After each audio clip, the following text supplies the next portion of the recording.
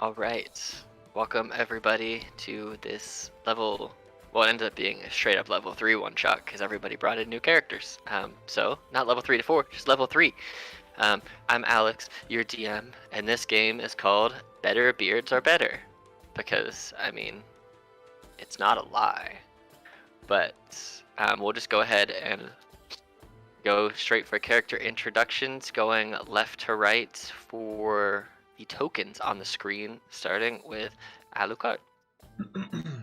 Hello, my name is Alucard, Gloomstalker Ranger, and Witchlight Hand. I'm a Herringon,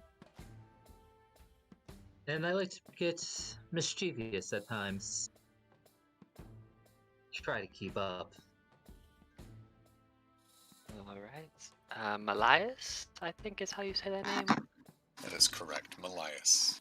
I'm a tiefling artificer. That's the proper way to pronounce it. I'm looking forward to earning some coin and get to tinker a little bit and show off all my crafts, my expertise. All right. Next up, Buckthorn. My name is Buckthorn. I am a frenzy barbarian, okay? And I may be a rabbit, but I will kill you.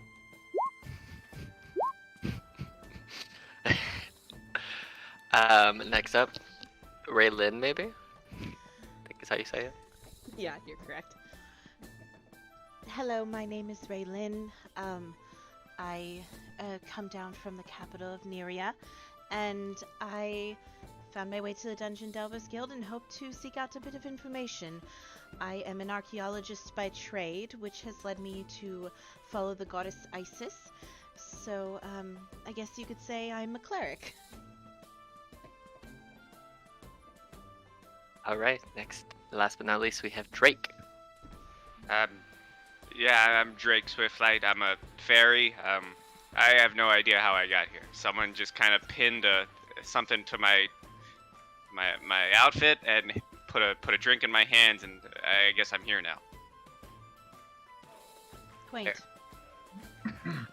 Well, welcome everyone for your first time in the in the Dungeon Delvers Guild as these characters.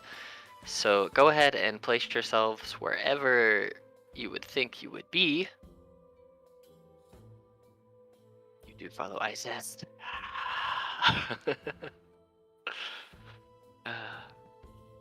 All right. Let's go around the room and just see what everyone's up to. First of all, Alucard, what are you up to? Being that guy over there against the pole. I like it. I like it. Yep, just leaning against the pole. Has a drink in one hand, keeping an eye on all the others. Thinking, could probably outsmart these chumps at the old carnival games back in his home. At his, carnival that he used to work at. Man, he misses that place. Chumps. All right. Raylin, what you up to? Raylin is sitting at the table, having a spot of tea and probably talking with the bartender. Excuse me. Yeah. What? Yeah. Hi. Hi. Rusty. What's up? Hi, Rusty. Pleasure. I'm Raylin. I'm new to the area and just kind of learning my way around. What would you say is the second most lively, upbeat place within the area outside of? She kind of gestures behind her to the bar, which is like half rowdy and half not, before turning back to Rusty. Well, we have this place, but I also have a second bar. That's the second most rowdy place in Erden. You do? Yes, I do. Where's that? It's north of here. By like 2 hours, because I can't walk very far with to his mechanical legs.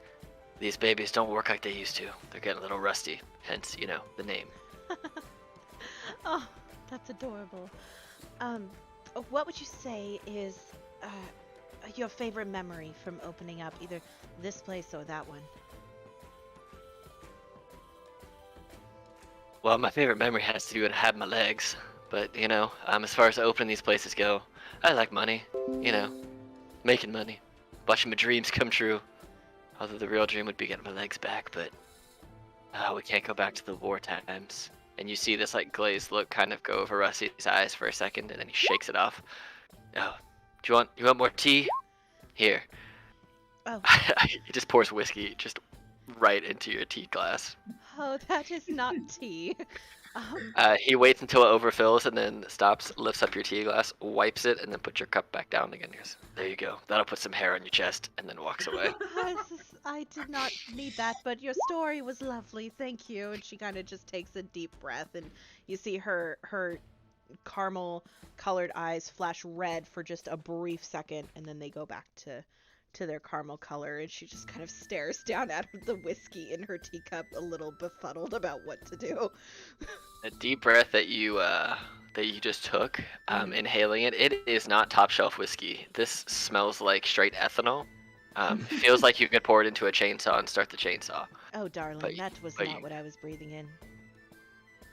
Well, you could smell it for sure. Well, maybe it was a little bit of that too, but that was not where the inhale came from. Raylan does drugs and supports terrorism. Got it. Move on to Buckthorn. What are you doing, Buckthorn? Buckthorn will be sitting up at the bar.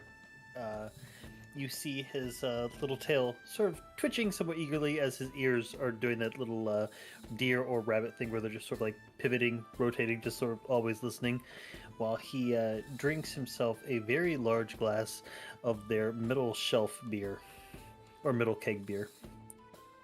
All right. Rusty kind of gives you a nod as he appreciates that you are spending a little bit more coin than the average newbie around here. How much do I owe?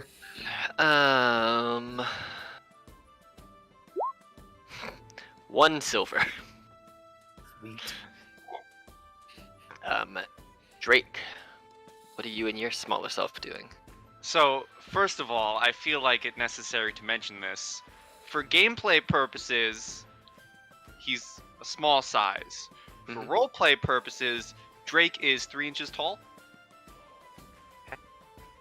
And he is currently...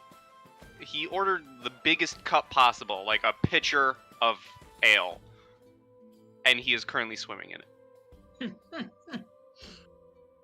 Yeah, that is a way to absorb the alcohol, I guess. He's drinking in it, he's swimming in it, he's just having a time. He's getting drunk off his ass. 1 second. Damn it. Had I rolled below a 10, I was going to take it and try to drink it. That's funny. Malias, what are you doing down here in this part of the tavern? Malias is tinkering away. He's trying to spruce up his light crossbow. It's underperforming last time he was out, so he's trying to fashion it. And he's not trying to hide it or be polite. It is on the table, and he's got his tools spread out while these other people are eating. And he's got some grease and some gunk on his hands, but he's still dipping bread, taking bites. Every once in a while he'll suck a finger clean, so no more grease.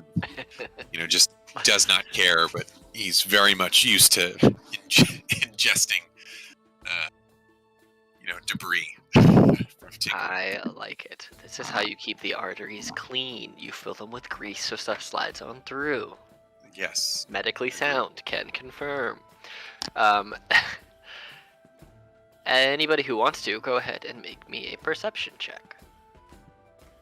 Sure. I'll do mine at disadvantage because I'm in a pitcher. Okay.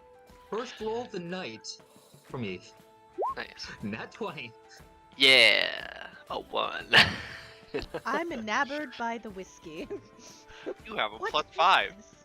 I do. That's fun. I'm aware, and it's all focused on this whiskey because it's disgusting. Buckthorn and Alucard, you both notice as somebody kind of walks out. Actually, they walk out right past you, Alucard, right out the door. So it's very obvious that you see who they are because they have to walk past you. And they kind of walk out and kind of will trail just this way, and then just generally walking through the people over this general region over here, where there's a big poster board, very nice, edged with like these rich mahoganies and dark oaks, kind of edging out the entirety of this board, which is probably a solid 3 foot by 2 foot, with lots of different postings on it. All different things, ranging from just general guild announcements to people looking for things, job postings, news of the day, news of the week, important things, and just random other little pictures and other just bits and bobs here and there. But you do see the person who walked out past you goes and takes down a couple postings and rips a couple of them up and throws them away, and the other ones, you see them just put a big old check mark on it as if whatever they were complete, and puts them down in their pocket. They kind of sigh for a second, and then they just stick one posting up on the board. It looks like from where you are, it's far enough away that you can't read it, but you can see that whatever is written on it looks to have been hastily scribbled, as it just from here just looks like a big blur of just like mushed together writings. And they just kind of chuckle to themselves, and then they walk back, and you kind of hear them muttering to themselves, "Really? Beard oil? Really? Someone's gonna pay that much money for that oil? Let's do something really, really good." And then they just kind of step through the door and close it right beside you without really taking notice that you're there. They just kind of step to the side and then in and close it. Alucard would just casually stroll over and take a look, All and right. we'll just pluck it right down. Cool. This So looks like as- fun. Yeah, as you pluck it down and you read it, what languages do you speak? But we've got Common, Draconic, Elvish, and Goblin. Okay. So there's a couple little sigils on here that you don't recognize. You can't understand them, but you recognize them to be in Dwarvish. But 90% of this is all in Common, so it's pretty easy to read. And it looks like the stuff that is in Dwarvish seems to be sigils before and after a signature, and maybe just other like greetings in Dwarvish and in Common, and then the goodbye, the thank you and respectfully in Dwarvish and Common. So you kind of put together that's probably what it's related to, but you can't read it. You just kind of think that's probably what it is. But reading it, it says, "Dungeon Delvers Guild, I come to you with no other option. I need this job done to be quickly, quietly, and without anyone finding out. I don't care how you do it, or what you must do to get it done, but I need you to steal back my famous, soon-to-be famous, beard oil recipe from that scoundrel Borful Flintbraid. He's trying to mass-produce my legendary beard oil that makes just anybody that uses it have a beard the same as the glorious creations that we dwarves don upon our chins. Hurry, retrieve it, and I'll pay you handsomely, and maybe even give you a free sample. Thank you, Groznin Copperbraid."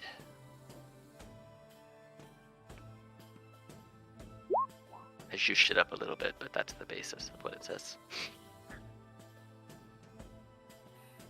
And yeah, you Well- get, like I said, you get 95% of it. The only parts that you don't necessarily understand are the thank you that's also in Dwarvish and another hello that's also in Dwarvish. So Well, let's see. If I'm gonna do this, I'm gonna need a team. And he'll come over to he'll see Buckthorn. Hey, up for a job? What do you want? Can you see him drinking? He just sort of turns and like twitches at you a little bit.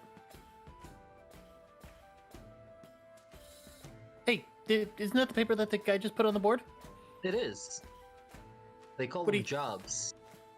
Well, sure they do. What You do in? you do with it? Getting a team together to go take care of it. Well, what's the job? Are Are we baking cookies? Are we killing things? What are we doing? I'll set it down for him to read. You read this, I'll find some more people. Let's see. We're stealing things, so we'll want someone who's not just a pretty face, someone small to get into tight places, and somebody who's very crafty. He sees the tiefling in the corner being, again, very crafty, so he's gonna start with him. What you doing? Malias, you got some rabbit person walked up on you just out of nowhere asking you what you're doing as you're in the middle of licking grease off your fingers and building and eating at this table. Which the other people at your table don't really seem to mind. They kind of seemed annoyed at first, but then once they figured out what you were doing and that you weren't like trying to create discomfort for them, they kind of just adjusted how they were sitting and maneuvering so they can just let you do your thing. And they're just playing cards and eating between them every now and again, kind of asking you if you want to play. And if you play with them, cool. If you decline, they don't take offense. They see that you're clearly busy doing something. So I'll hand the crossbow to the rabbit folk. Here, hold this. And I'll pull out some tools and I'll start like tightening some stuff. You know, like, okay, thanks, great. You know, I'll turn back around. Care to join for a job? Oh, is it tonight? I believe so. Well, at least we'd be leaving today. Or yeah, is it today? Okay. What's the job? Something about beard oil. Oil? And I'm in. I need oil. Can never have enough oil. Let's do. I'm in. I don't care. sounds good. While Buckthorn is reading the pamphlet here, I'm going to now give myself disadvantage. Yes, it was a 17.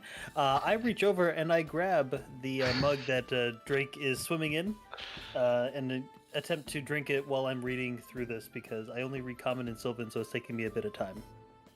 I would like to make a perception to see if I notice the little creature. I will say no, because this happens basically simultaneously as you down talking to Malias. So as you guys are having this conversation, this is when Buckthorn is effectively reading it just out of the corner of their eye, just grabs this thing to drink it. So these are kind of happening concurrently.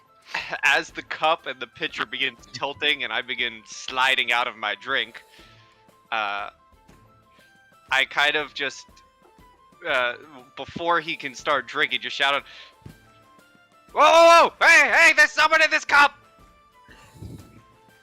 oh my goodness! I will turn to Raylan. Did you know that they put little stirs in your drinks? You gotta get the good stuff in the middle. This is my drink. I paid for this. And you're interrupting my drink. But where do you keep your money? Right here. Oh God! And I kind of reach into my little like leaf pouch and pick out like a coin that at first is tiny, and then as I take it out, it immediately grows into like a full-size gold coin that I'm just barely struggling to hold. I reach to take the coin from you and hold it up.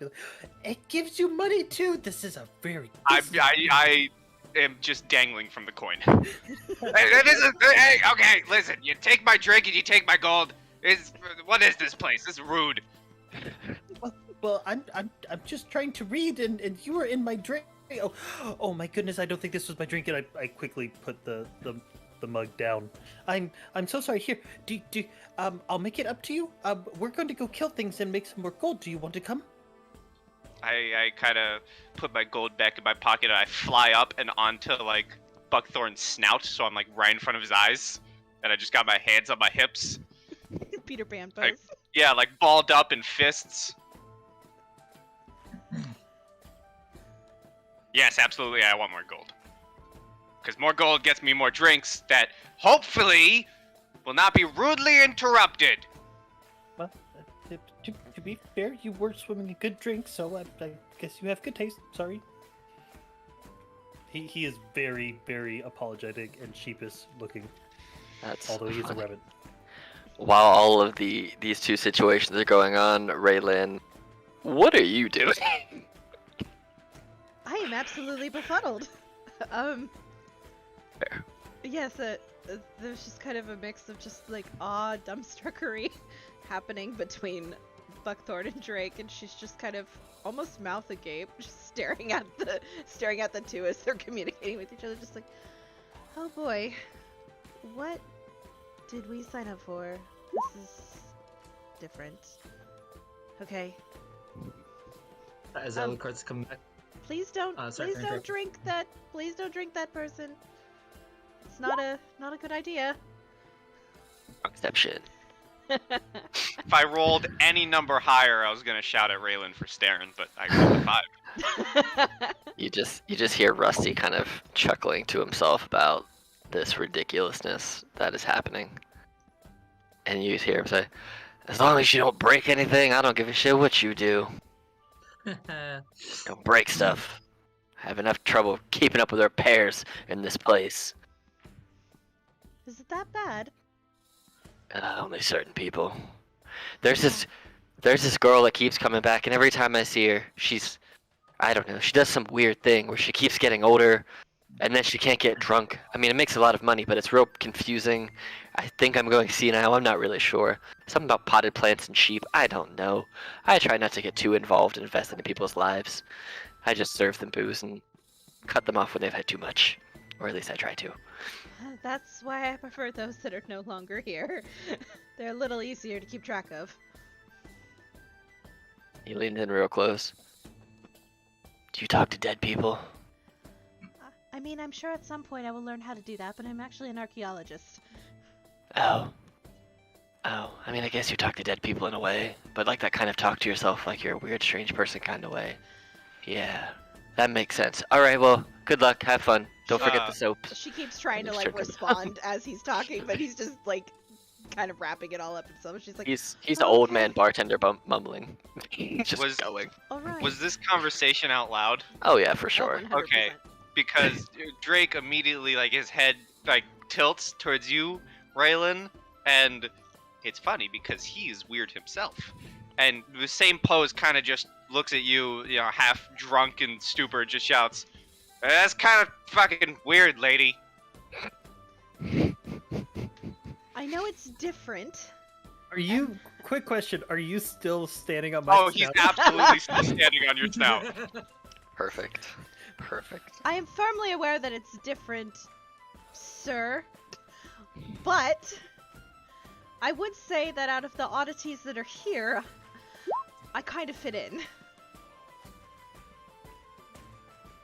As Alucard returns, he looks over. He's like, "Oh, good! You found this small person for the tight spaces, and someone who's not just a pretty face. She'll do nicely. Good job. I knew I made a right choice with you. Excuse me, what? You are joining in the job, aren't you? I could use some Wonderful. extra. Welcome to the party." I'm Raylan. Begrudgingly joining. Drake flies up, like, right next to Buckthorn's eyes, so his tiny little eye is staring directly into yours. One eye. Yeah, well, his two eyes are staring directly into your one eye.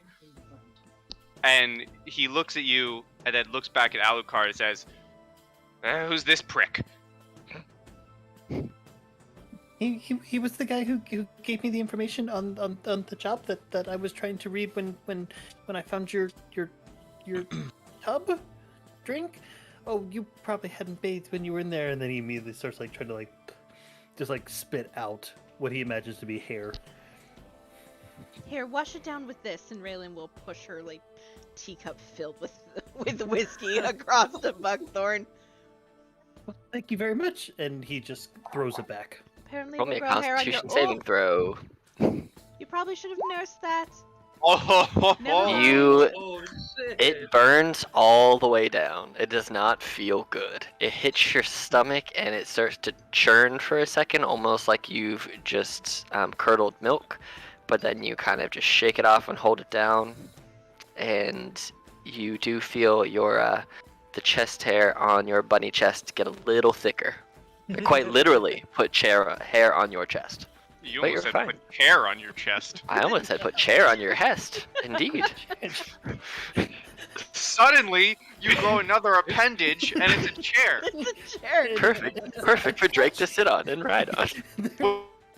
This is Team is perfect. this is That's this is funny. going into Drake is gonna fly back onto Buckthorn's snout and say, "All right, since you owe me a drink, you're gonna be my new ride." And he's gonna fly onto your head and just sit down and kind of pat you and be like, "Wherever you go, I go, I guess." And then he just lays back down.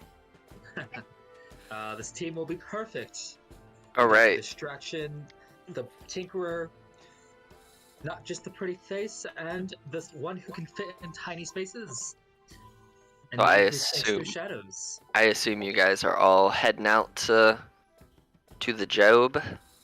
Yes, I- Buckthorn is as he stands up, he's like you can see the eyes trying to look up, but he's like walking like he's balancing a cup on his head, like trying to be like very, very dainty It's funny. in a clumsy way. I'm curious as we're all walking out. So Drake is 3 inches tall, height-wise. Is that right? Yup. Okay, And so he's currently passed out on Buckthorn's head. how tall is Buckthorn? Buckthorn's only about 5'4" or so. How tall is Alucard? Let's see. Did I give him a height? 5'6". And then Malice? I think I'm pronouncing that right. Malias, Malias. 6 foot. 6 foot. Okay, so Raylan isn't the tallest, but she's only an inch shorter than the tiefling. She's 5'11". Nice. Yes. As everyone's gathered together and heading towards the door, Alucard will call out, "Hey Tinkerer, let's go get that oil."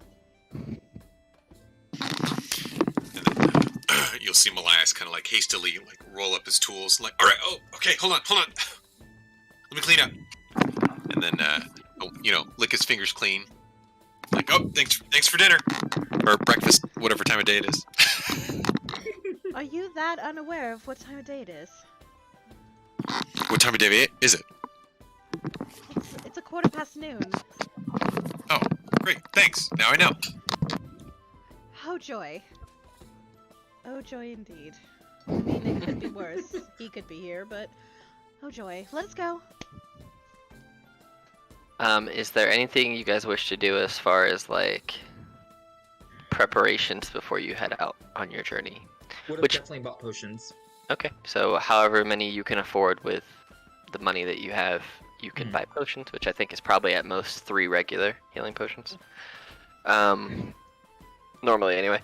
But I'll also say that Malaya, since you're that tinkerer and you kind of look at blueprints and different type of plans as far as like building and tinkering with things, you naturally have a little bit of a that passive investigation niche where you kind of see something, you're like, wait, something's a little different. And as you guys, I assume you guys all kind of pass around the job, so you all have a good idea of what exactly it is that you're doing. Yes. Elias, you kind of notice scribbled as you're kind of flipping over, you're like, oh, and it looks odd. The back of this job looks a little odd, but as you kind of hold it up and you hold a flame behind it or hold it like above a candle, you see that in invisible ink activated by heat is a map to the general region where this Groznin Copperbraid believes Borful Flintbraid to be located. Ooh, guys, this is neat. Check this out. And I'll hold up I'll hold the map like parallel to the ground, and then I'll like put flame under it so that everyone can see it. Like, oh, how cool is that? Oh, I want to know about this ink. We gotta That's find this guy. You guys all see a map appear where there was not a map prior, seemingly activated by heat. And then as the heat source is removed, you see that the map itself starts to fade away back into the paper itself. And every time you apply heat close to it, it reappears again and then disappears again, reappears and disappears. So you imagine this to be some sort of magic disappearing ink. Wow. That's astounding. Drake is snoring in Buckthorn's ears. Buckthorn is too dumb to understand this. He just sort of looks at it and his brain just cannot understand Like, what is going on here? That's funny. Well, as you guys make your way, I'm gonna move you over to this camp, this map here, and I'm gonna play this dumb music that I found. Silly. So What? it's so dumb. What? What is this called? Silly mountain trailhead. Love It's so dumb. Yo, I Fun- can vibe to this. Yeah, Fun I fact. listen to this. I It's fine. hear It- this, and I think this is like from like Guardians 3 or something. Yeah, this Yep. is like from Guardians of the Galaxy.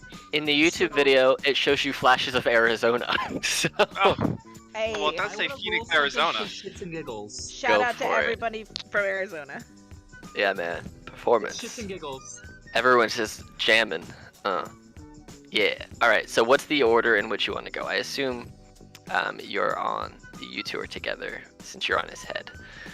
What's the order that you guys want to? There you go. Put yourself whatever marching order. Raylan You would won't. be in the back. I'm just over here getting down to silly mountain trail music. yeah, like I could totally vibe to this. It's a far departure from my normal music style. It's not bad though. Yeah, it's not bad. It's like super catchy elevator music. I was gonna say, I am actually bouncing in my chair right now. Same. Valid. So as you guys march through the majority of the day, looking at the map, it seems like it's going to probably be about a day and a half worth of travel in your northwesterly direction, and it kind of shows that you're going to end up at this larger, not quite mountain, but like rocky, large hill, and there seems, the map says there's some type of mine shaft entrance up there, and that's kind of, once you're up there, you'll go for a bit and you'll find this mine shaft entrance to where this dwarf should be, theoretically.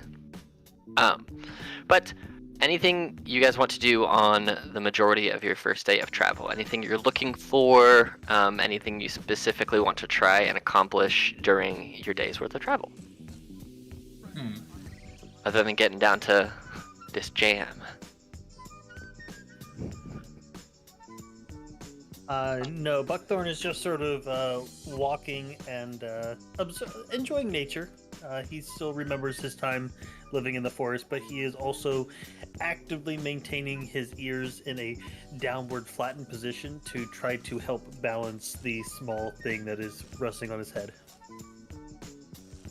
Solid. Yeah, Drake is still asleep. Every now and then he tries to grab Buckthorn's fur and kind of pull it over him as a blanket. Every time you do that, you get slapped with an ear. Just so you know. That's funny. He's passed out. He's getting slapped with an even bigger, fluffier blanket. Hold on, I'm doing something real quick. Hold on. My attempt to grab your ear for a blanket fails. Make me a dexterity saving throw. Natural one. Wait, me? Me or him? Nope, Drake. Uh-oh. Ooh. You get slapped and you kind of roll over, and it's like you go to fall off his head, but your wings kind of subconsciously kick in and just float you in the air for a second, and then you just float back over to the top of Buckthorn's head. You don't That- sleepwalk, you sleep fly. Nothing to wake this drunken fairy up. Alright, anything else anybody wants to do during your day of travel?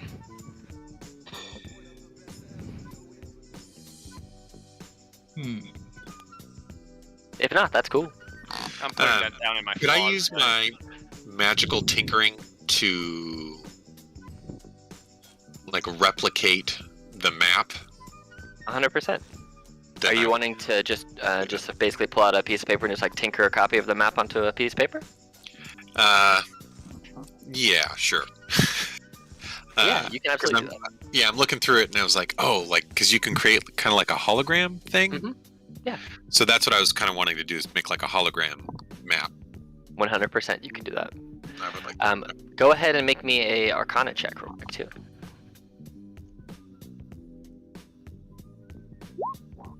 15. So, based on your knowledge of the arcane and magical mechanics, I'll say that you are able to decipher how to strip some of this magical ink after you've made a copy of the map, so now you have it. You can strip all the ink off of the back of the paper and have 2 uses of invisible heat activated ink.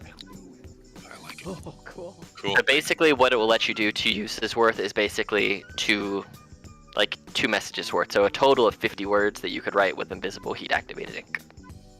So Excellent. Raylan would during their walk would try to catch up to Alucard. Excuse me, can I ask you a question? What's up? Well, I'm not really from around this area, and you kind of seem like you aren't either, but in some of your time that you've been here, what's been your favorite place that you've been to so far?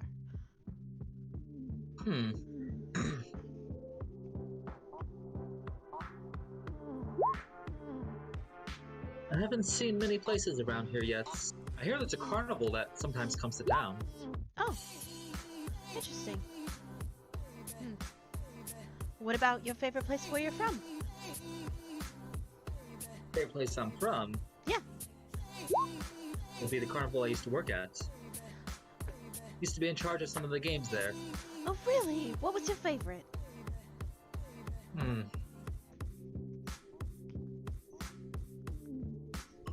Favorite.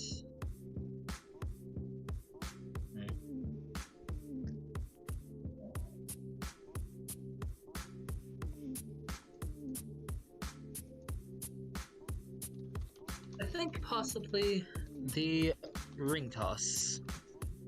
Why is that? Requires a lot of skill that not many have. But you have. Aye, that I do. That is impressive. That's wonderful.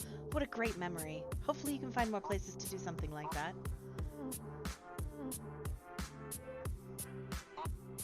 That would be nice. Well, if there's What another about you? carnival in town, it sounds like that's where you need to go. And where are you from? Oh, I'm from Neria. My family and I are from there. Just needed a bit of space and a little bit of a getaway. Plus, there's a couple of archaeology sites around here that I've been very interested in looking through. But they require money in order to get access, so gotta save up for it. Very fair, and sounds like fun. Oh, it's wonderful fun. And as you're talking, she takes in another deep breath and her eyes flash red for like a brief second and then go back to the caramel brown color. I would like to roll perception to see if I noticed that. Sure.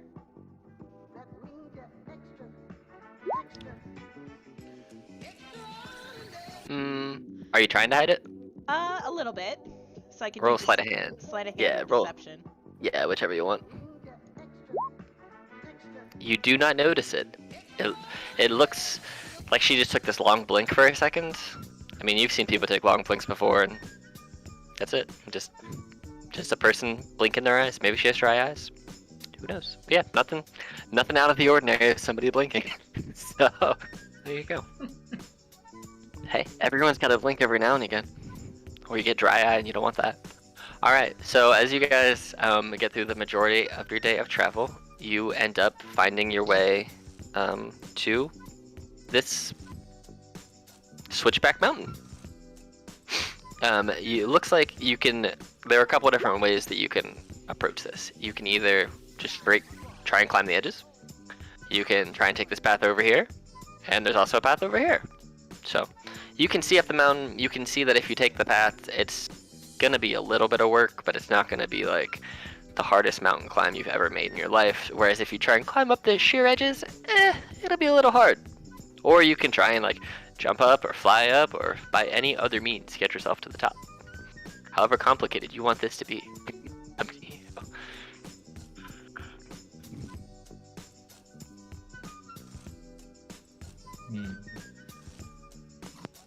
Well, seeing as how Buckthorn has someone balanced on his head, he's going to try to carefully walk up along this side because he wants to get a little bit more height than just the first level. Cool. You can make your way over there. Bam. Come on, Drake. I think he's still Come on, asleep. boy. I was just about to say, I think we should take the left path. All right. Are you all Can taking I the just left have path? control of Drake's token, please? I'll allow it until I wake up. I'm cool with that. What if he drops him? That'd be funny. That would be hilarious. I would make I you got make wings. a check to see if you wake up first. If not, you go on the ground.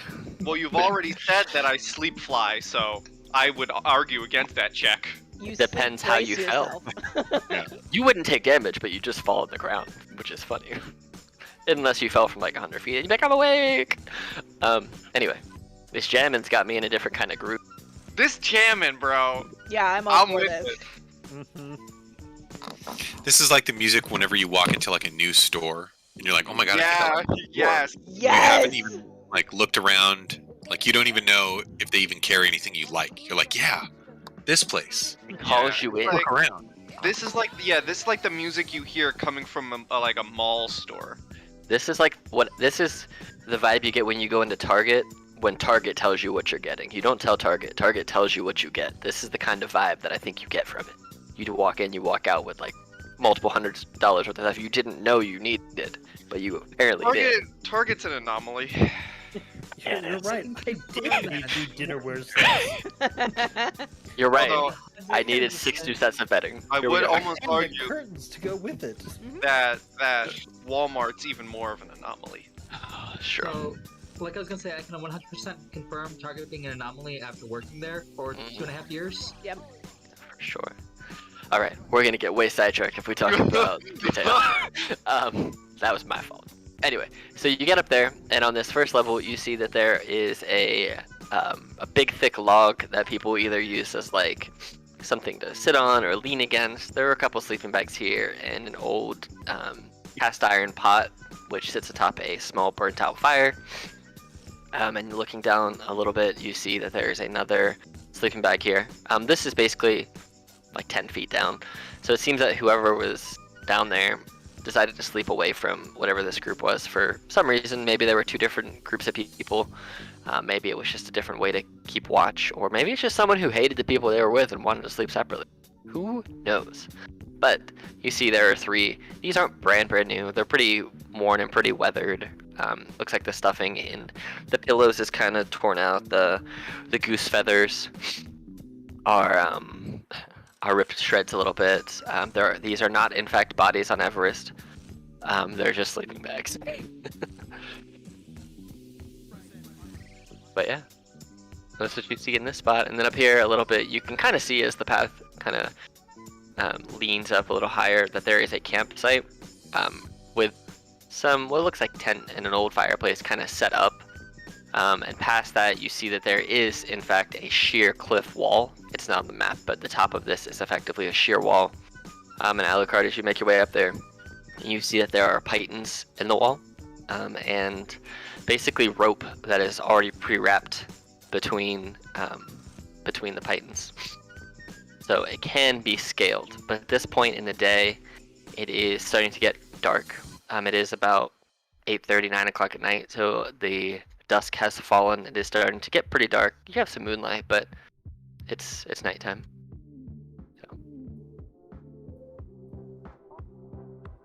So, as it gets dark, if there's no real light shining on him, Alucard just kind of vanishes in the darkness.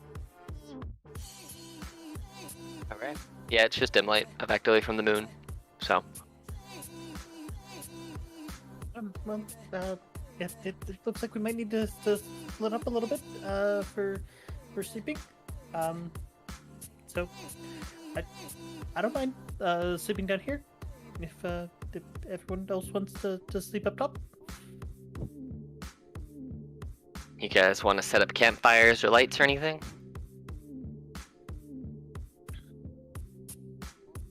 I would attempt to light the fire here. Okay, it's about to get a little darker. You ready? Bam. Oh no! Damn, son. And you said you wanted to light a fire? Yeah, the fire right up here, right by the. I think that's a bag. It's basically a stovetop on top of a fire. It just looks like a bag. Yeah, sorry, I was listening to the DM when he was describing the scene, so I understood that was. I was busy. I was busy GM. So is this with or no? Hold on. Let me. Oh no!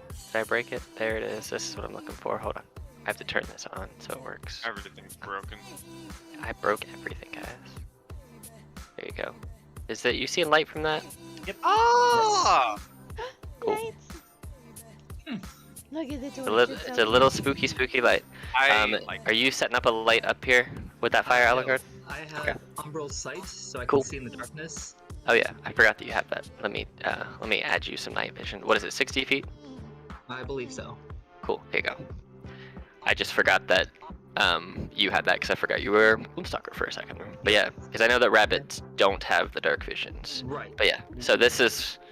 It wasn't dark enough where you couldn't see. I think everyone could still see. It's just the map was dimmer. But now you have actual vision. So. And he's essentially keeping watch over them from up top on his perch up here. Cool. It's gonna get a little darker. That way, even if it gets dark up there by him, enemies won't see him, but he'll see the enemies. Okay. All right. Raylan, you were saying? She's gonna hold her hand up into the air and she's going to whisper a small prayer and cast Druid Craft and create tiny harmless sensory effect that predicts the weather in your location for the next 24 hours. Basically, she's checking if they're going to have decent weather for the night or if setting up a tent would be necessary. Your little sensory effect, as it kind of produces almost this like mirror in the air directly above you. As you kind of look through it, it's almost like you're looking through a kaleidoscope of weather as different patterns kind of come and go and change. You see sunsets and sunrises and stars, clouds and bolts and rain and snowflakes and whatnot.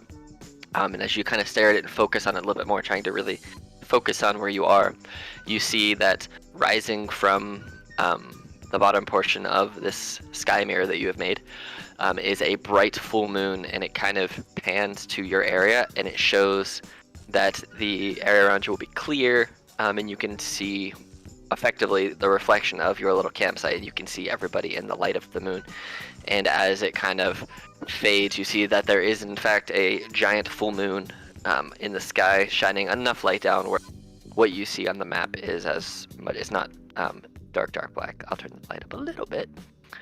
It's like this. It's like nighttime, but not like blackness. So. Gotcha. Isis has blessed us. We shall have a wonderful night's sleep with no rain and a bright moon to guide us through the evening. Wonderful. All right. Elias, anything you wish to do as camp is being set up and Raylan is playing meteorologist? As it seems like everyone is contributing, I will I'll start to like clear debris, for like places to sleep, just to make easy accommodations for anyone who wants to set up their bedroll. All right. Cool. All right. So, how do you guys want to set up watches? If you want to set up watches for the night. Buckthorn will take a watch, even though he's not the greatest at it. But well, he'll set up his bedroll over on this side, so they're all on the same level. Okay. What were you saying, Elias? Elias will go first. Okay, cool. So Miles will take first watch. Who wants to take second and third, if at all? I'll take second. Okay. Alcard will also take second. Okay, cool. So you guys will both take second. Drake, you want to wake up and take a watch with Raylan? That's fun. Yeah, sure. All right. So Malias, go ahead as everyone kind of lays down to get some rest for the evening. Go ahead and roll for me a perception check.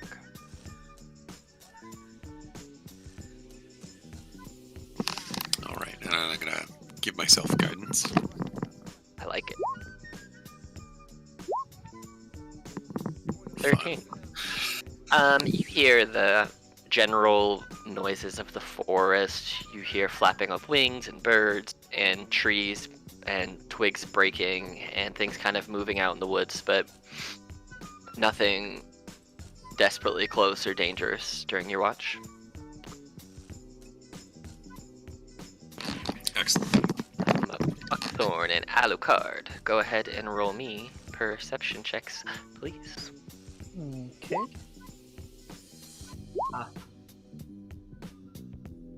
All right. Alucard, from where you are, you kind of see more of what's above you, more so than kind of like every now and again you'll look down to where the party is and kind of off this way, but based on where you are, you have a better view of the sheer rock face and kind of what's up there.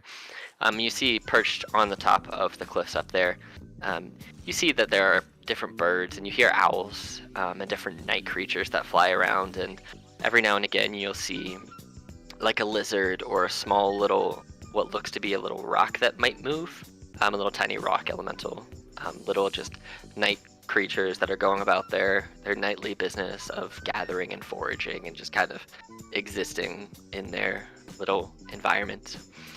So nothing up there is really catching your eye or your attention as out of the ordinary. And same for you, Buckthorn. Kind of everything's kind of calm. You hear the same thing as what Malia's heard. You hear stuff moving in the woods. You hear twigs and trees crunching and cracking. You kind of hear caws from different crows and birds. And every now and again, a nice, gentle, cool breeze will kind of blow through. And the rest of your guys' watch goes uneventfully. Drake and Raylin.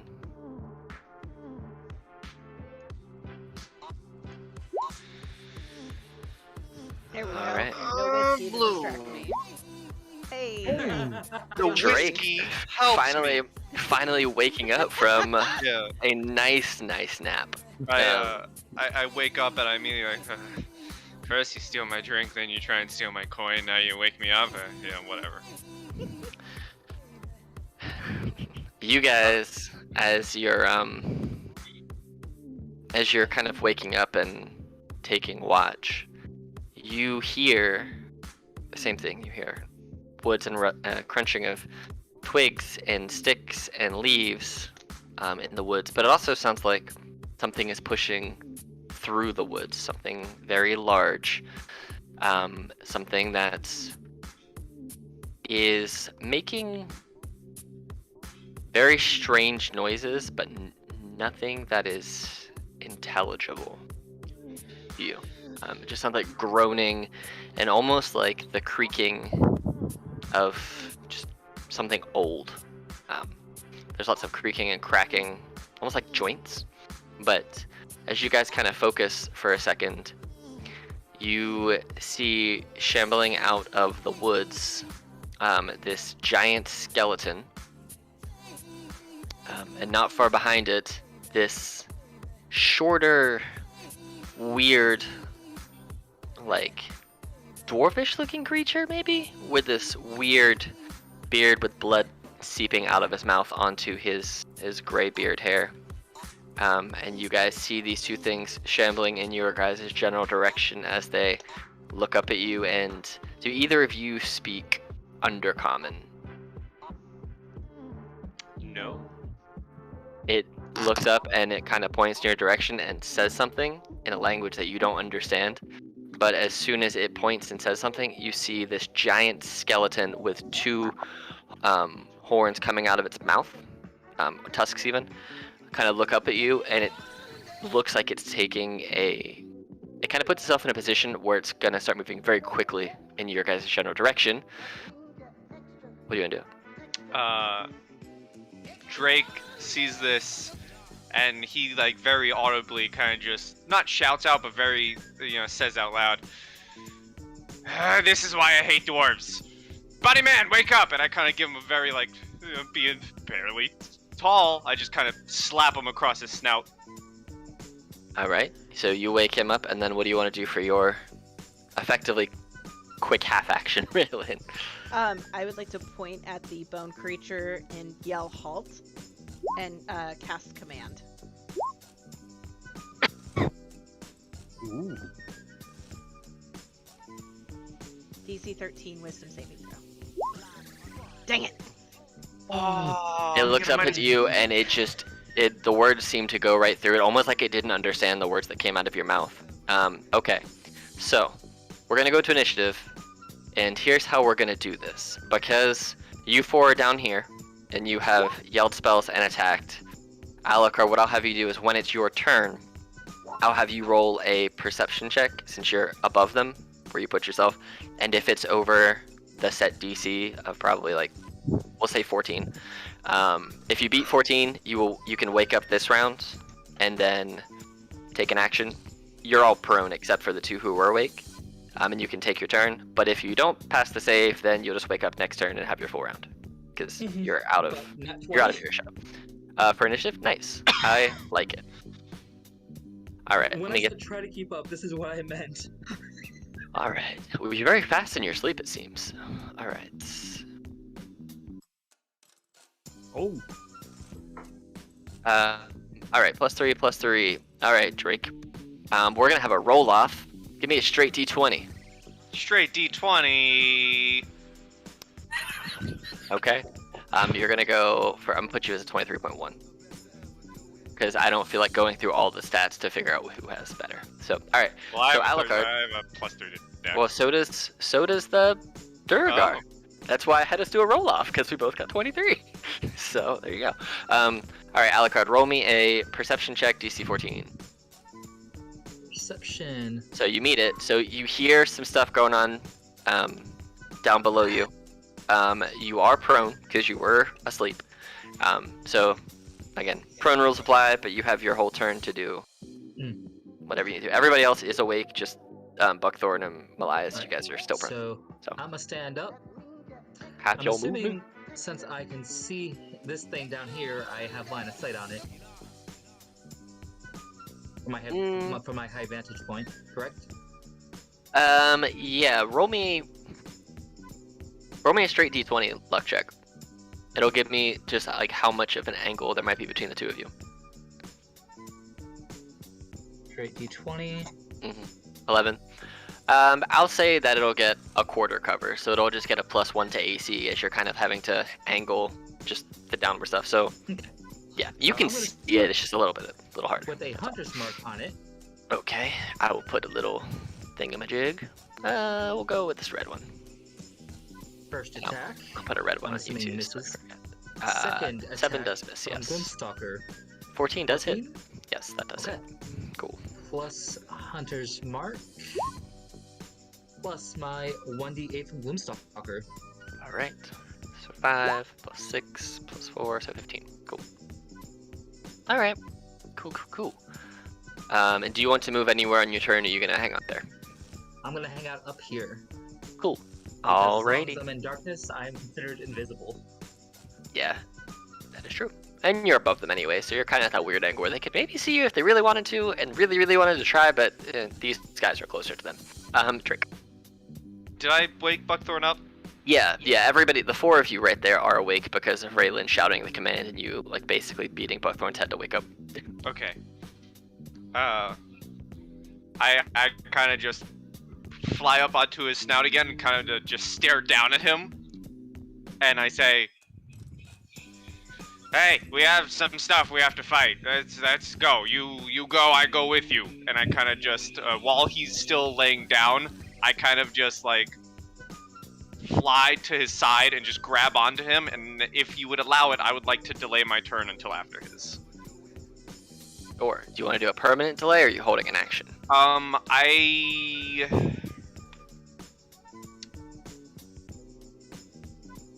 will permanently do it. All right, cool. So I'm going to make you 18.14 then, so you are immediately after him. And right before... Also, if it's cool, I don't know if you would let it, but I would like to, since I'm holding on to him, I would like to move with him. Okay. I don't Yeah. know if that's Wherever he moves, I'll just say that you're riding him like he's. Okay. This just reminds me of Ratatouille. Instead of it being a rat and a chef, it's a fairy and a rabbit. Yep. Just driving the rabbit by his ears. All right. So let me see how far. I'm pretty sure you guys are all with a bunch of stuff. Cool. All right. So, being the one that shouted, Raylan, this Duragar, I need you to make a DC 12 intelligence saving throw, please. 16. Well, you feel someone try and creep into your mind, and you just kind of shake it off. I wouldn't go in there if I were you. You don't happen to be immune to charm, are you? No. Alright, good. Because that would have been worthless. For him, not for you. So this Duragar, seeing that didn't work, he is going to 5, 10. He's just gonna step back into the woods and get a bunch of cover from some trees, and yell something in Malias or Buckthorn. Do either of you speak Undercommon? I do. He basically you hear him yell in Undercommon, kill them, to the big skeleton thing. And it kind of just acknowledges as much as a giant skeleton can acknowledge something. But yes, it is your turn. You are prone, but you use your move to stand up, and you got your turn. Yeah, I'll stand up, and I'll come to the edge-ish here. I like it. I mean, I can put combat music on if you want. If you don't want to vibe. Actually, this is almost over. I'm totally gonna do that. Sure, just let it run its course, because Oh, yeah. we're Oh, yeah. vibing. Oh, I Yeah, will. exactly. Yeah, Gotta come to it. it's a pleasant way to wake up under attack. While under attack, yes. Yeah. And I will fire my light crossbow at this skeleton.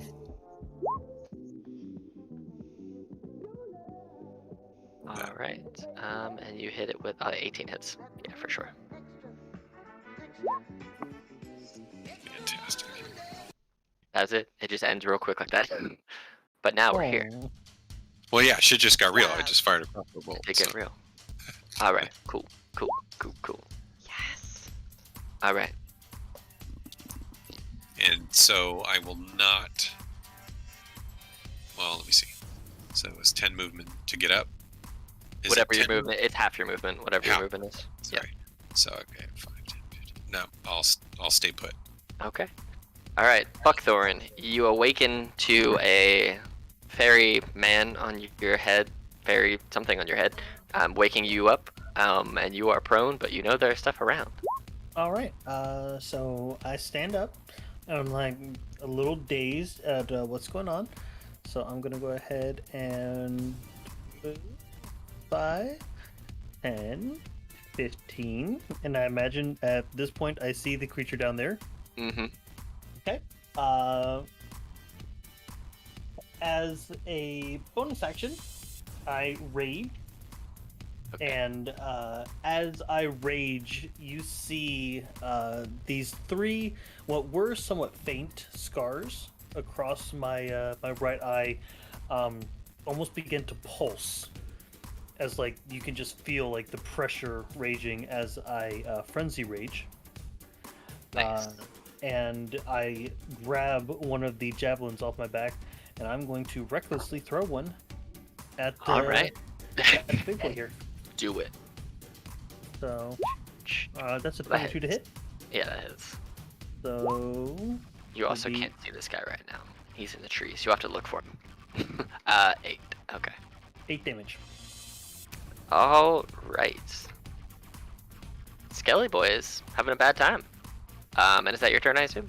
Yes, that's the end of my turn. All right, Drake. You permanently delayed your turn to right now. I did.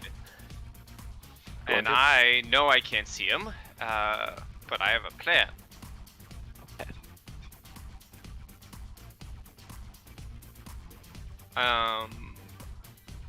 Because we saw him here, and then he Yeah, you backed saw up. him there, and those of you who were standing up, so you and Alucard and Raylan all saw that he was there, and you duck into the woods The other two were just laying down, so by the time they stood up, he was already gone.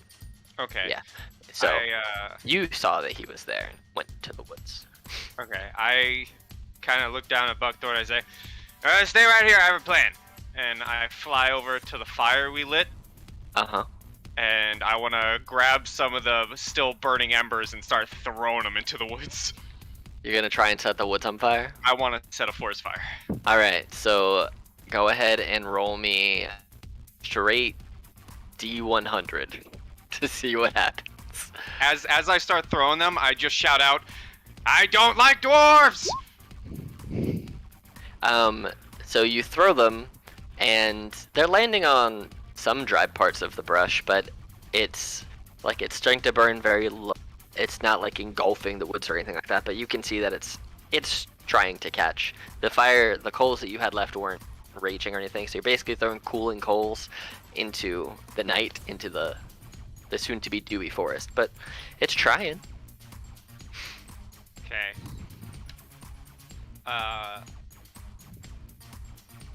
Was that my action?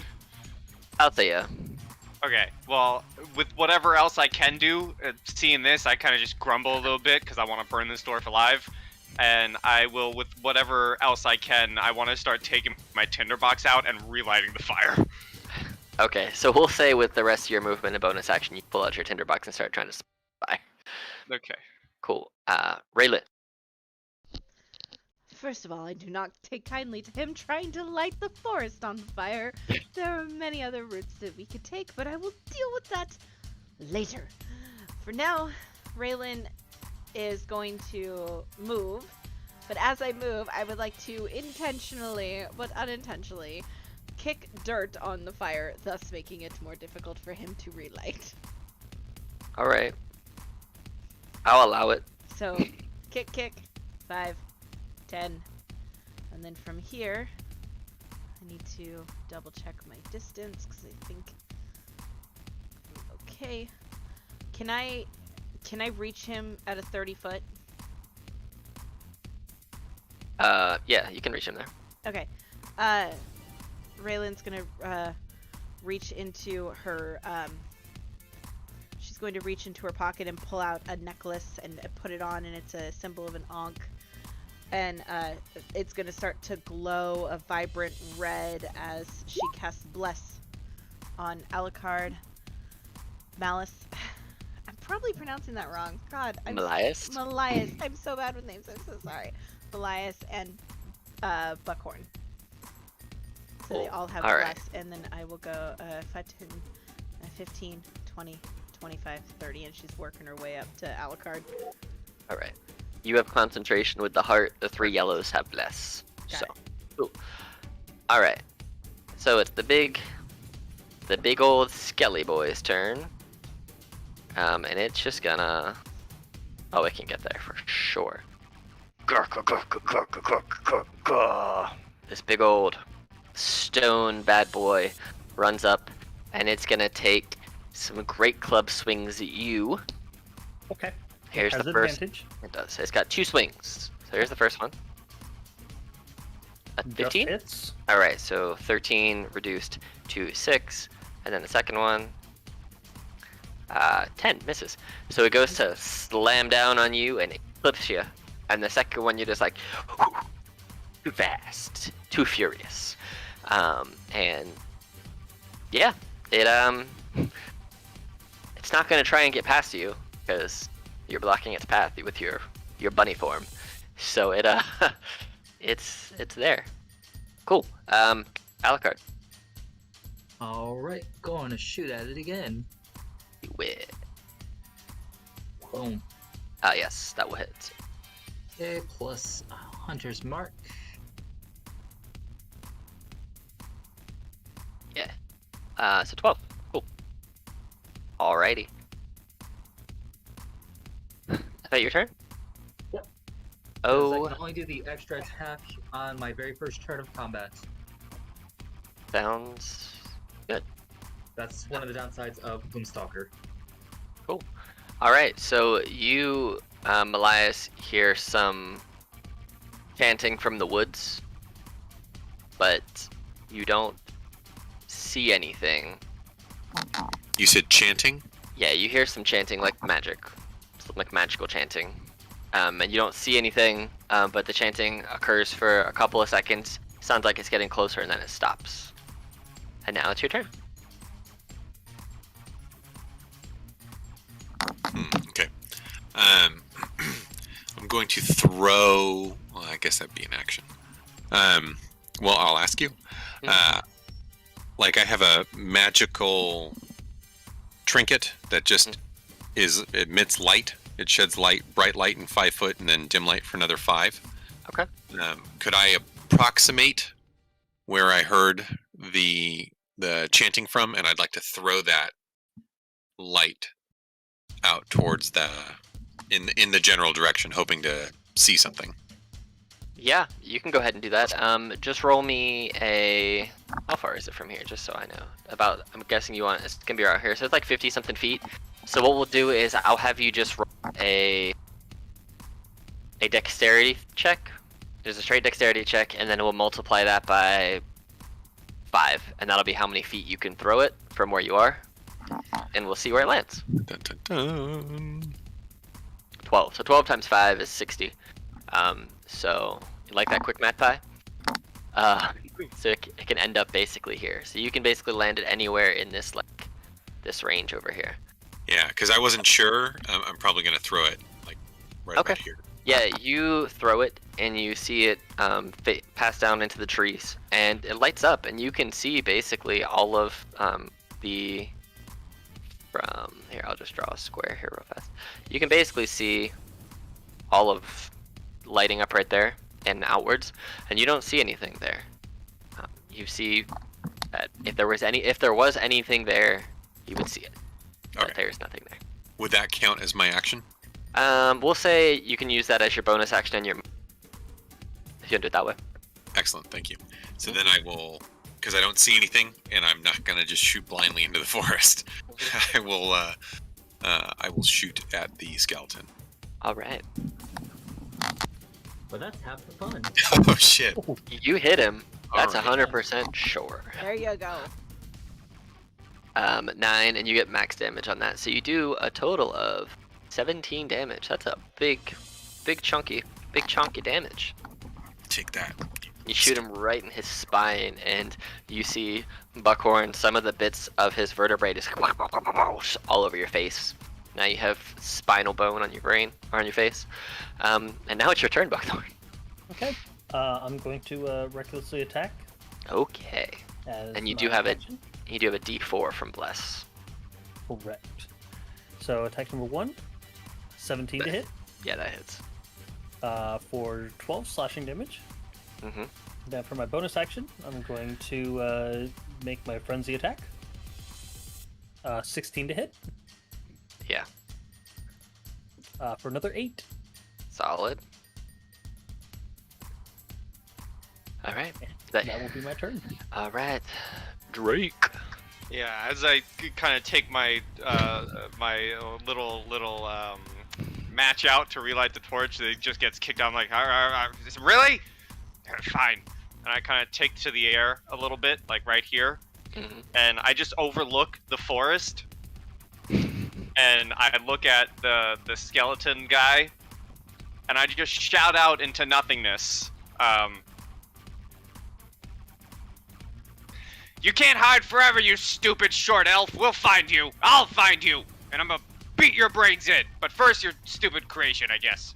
And I like how you called him a short elf. Yeah. And I kind of reach into my little pouch that I pulled my coin from. And I pull out first what is like a tiny little bottle, which suddenly grows into like a giant wine bottle. And I immediately chug it all. Oh shit. And then I go to punch this guy. I'm like hovering right in front of his face. If you want to move to here, you could get advantage and just drunkenly flank him. Yes, absolutely. Okay. Are you You a basically- drunken master monk? I'm a Yes. drunken master fairy.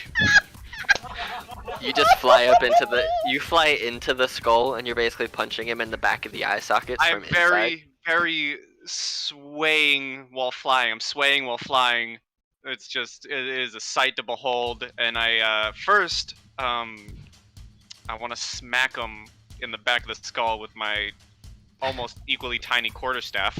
Okay. Because it's just as long as you do a melee attack, you can flurry, right? Yeah. It can Okay. be a unarmed strike or a quarterstaff or a weapon, whatever you have. That'd be with a monk weapon, which I believe a quarterstaff is. You can make it one. Yeah, And your hands are also monk weapons automatically. they are. Okay, Okay. quarterstaff. 8 misses. Okay, that's why I'm gonna flurry of blows for a key point. But you can only do that with your fists. It has to be an unarmed strike. Yep. Both have advantage, correct? Correct. First one. What is that? Let me see. Yes. I don't like that. Yes, it hits. I was double checking. Okay, and then the second one, because I can make 2. Correct.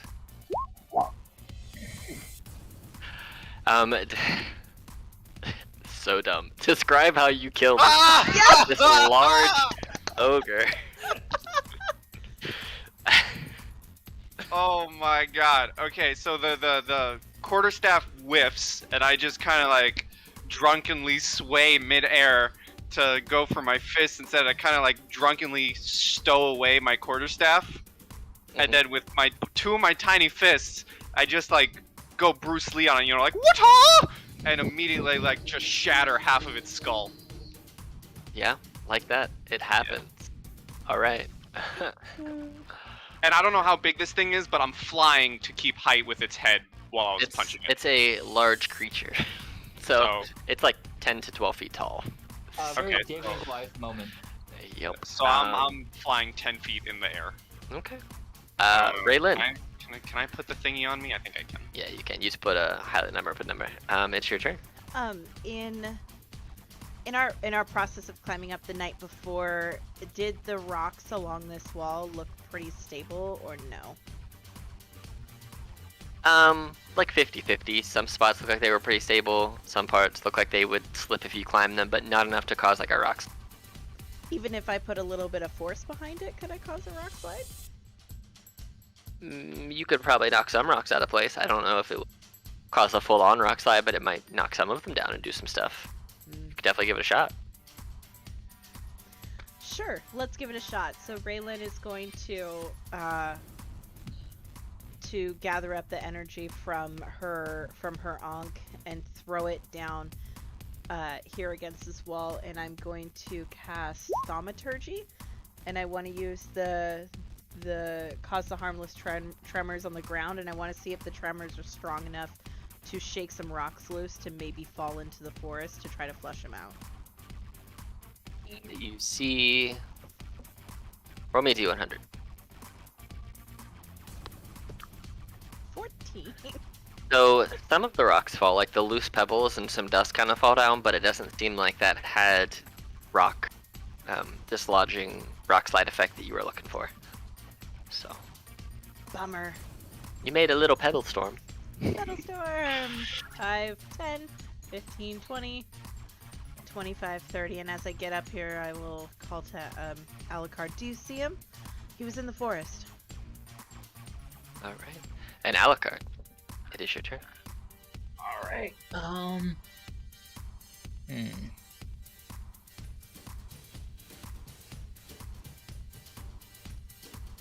I would like to try to make a perception to see if I can hear anything below. Okay. Go ahead and make a perception check. And I believe I can use Bless with this. Yeah. Yeah, because it's it's attacks and saving throws. It's not an ability check. That'd be sorry. guidance. Gotcha. But with a 16, you can hear like what you see, but you don't hear anything more than what you can see, if that makes sense. So like you can hear the combat that's happening. You can see that the ogre is being felled. You can see that like lights being thrown and stuff, and you can hear it all, but there's nothing additional that you could see here on top of what you're seeing. Would I be able to light an arrow as a bonus action? Sure. I'll say that to do that perception check then, that was your movement, and then your bonus action could be to light an arrow, and then if you That's want to use fine. your action to do whatever, you just can't move anywhere. So, So I'm fine using my movement to do the perception. Yep. Cool. And lighting an arrow as bonus action. We're going to shoot an arrow here. okay. Are you shooting into the trees, into the ground? What are you shooting at? Because you can see in front of the tree line where there's nothing in front of the trees right there. You So I'm can see basically like that. shooting into the trees. Mm-hmm. Like taking a Okay. blind shot. Yeah, And so roll. hoping it hits. Yeah, so roll it at disadvantage because you're firing blind into the trees. And 11. So you fire into the trees, and you see that it sticks into the tree, and you see the tree's not catching fire, but you see that it is emitting like 5 to 10 feet worth of fire. Like basically it's lighting up like this right here. And you don't see anything there. So well, part of the idea there was to add a little bit more light to that area. okay. All right. So after your turn, you see Buckthorn. This dwarf appears in front of you, breaking its invisibility, and it is going to take some stabs at you. So now you go from this giant skeletal ogre to this tiny little dwarf who's like, shows up in front of you. And he's going to take attacks at you. Reckless anyway, right? Or you, Yep. yeah, Yep. reckless. Cool. So here's the first attack. Okay. That hits. All right, so you take 4 piercing, reduced to 2, and then he's not reduced, so you can ignore the psychic, the 14 psychic. So it's just 10 psychic. Okay. Yeah. And psychic. I was And- gonna say, if it was both of them, oh my god. Yeah, No. I'd be I'm hurt. Buckthorn. No. And then for the second thing he can do, he looks up at the. You're flying what, 10 feet up in the air? Yeah. Okay, let me make sure this is within range. Cool.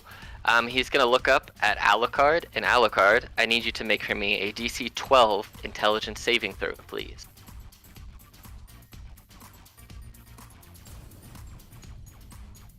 I don't even know why I just did that, because you get blessed on top of that too. Whatever, he didn't know that. So the DC 12 intelligence throw Alucard plus the D4. So give me that save. Oh no. Alucard? Did we lose him? Did we lose you, Alucard? I'm here. Oh, make me a DC 12 intelligence saving throw, and you get to Doesn't add have your. to see me. He can see you. He can basically see everything in this darkness. I will tell you, he has true sight, so he Okay, can see you. yeah. He can Then see that you. makes perfect sense. Yeah. But yeah, it's a DC 12 intelligence saving throw, and you get to add your D4 from bless. So you might still pass. You need to roll a 3 on your D4. You pass. So you feel for a second your mind being taken over, and you start to draw your bow back a little bit as you turn towards Raylan, and you're like, wait, what the crap am I doing? And then you're just like, nah, I'm good. And you just shake it off like someone was trying to impress their will onto you to make you Oh, do what? something, but What? did Mr. not work. You don't want to shoot the monk with an arrow? Right. Well, I'll tell you how that ability works after the fact, because you're too far away to make it work efficiently. But Malias, it is your turn. Now you see this dwarf, this dwarf-sized dwarf, showed up. Right, so I will. Queued up. Never mind. Yeah, I'll see him, and that'll be a freaky surprise because. Yep. And I will. I'm going to.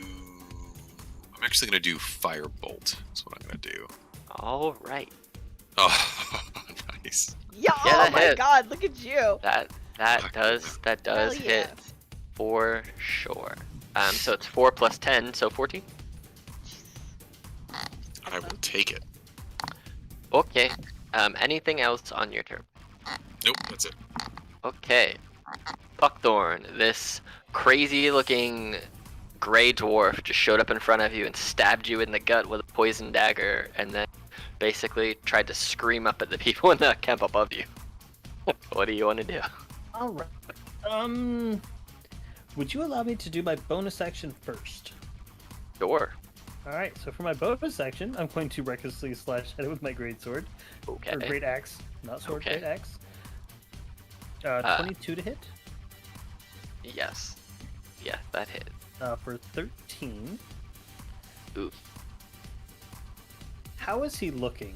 Pretty bad. Pretty bad? Pretty bad. I mean, not like... I know if I say this, it's gonna happen. Not like one hit will kill him. But, you know, pretty bad. Well, you know, let's That go ahead crit and try happens. it. Let's just try it Crit, here. crit, crit, crit, crit. Oh, Oh, 21 for 13 more. He's looking like he's pulled in to Death's driveway. He's trying to go inside, but he's not quite there. That is all I could do. Alright. Drunken fairy person. Aha! I see him appear, Mm-hmm. and I kind of just look at him, and I'm full on drunk. I kind of just shout at him, "There's the little rock goblin!" And I fly right behind him. I mean, I can't get flanking, Yeah, but I get You flanking. can. You're small enough that you can fit back there and get flanked. Okay, so unarmed strike. No, that misses. Okay, well I'm gonna spend a key point for 2 Okay. more slaps. Slap, slap. Slap, slap, slap. that's a good slap. That hits. And then the next one. Describe to me how the drunk fairy beats another one of these guys. Thanos him. Thanos. No, that needs to be saved. I am just like a fly, just an annoying little fly around his head. I am insulting him, and I am punching him over and over again until he is bruised, until like his eyes are completely black and blue, he can't see anymore, and then he just falls over. And I stand on his head as he falls over, nice and proud. Solid. Well, you have killed both of these gentlemen. I will tell you so it was a Duragar Mindmaster. So when he ran into the woods, he cast invisibility on himself, if you didn't know, and then runs out. Or that's what he did. He ran out, and the thing he was using, it was called Mind Mastery, where it can make something make a DC 12 intelligence save, and if it fails, the creature has to make one weapon attack against another creature that the Duragar can see within 10 feet of the thing it's controlling. So that's why I had to choose shit. what I chose. Yeah, and you were right. Like, the only person that was within 10 feet was you two. So you were just going to get shot with an arrow if worse came to worse. But it didn't work. So, alright. Well, we'll say that you guys can continue your long rest and complete it without any further issue for the night. And we're going to go ahead and take a quick, let's say, I don't know, 7 or 12, what you'll want for break. Brandon. 7? Alright, let's do a 7-minute break, then come back at quarter till, and then we will finish this bad boy up. So we get the long rest, correct? Yeah, you guys will finish your long rest, you'll get the benefits of a long rest. Your bless will fade, and then you can't concentrate on things when you're sleeping, so your hunters will also fade. So will The we get our concentration. spell slots back as well? Yeah, you'll complete a long rest. Okay, just Yep. wanted to confirm because I was at Yeah, the yeah. end of the rotation. So Yeah, you will get all of your long. So basically, as long as you get 6 hours worth of rest during the long rest, you get all your stuff back in. So that combat only took like 10 minutes of your watch. Cool. So you got it back. It basically happens like in the middle of it, and you can just be like, yeah, I'm cool, you're good.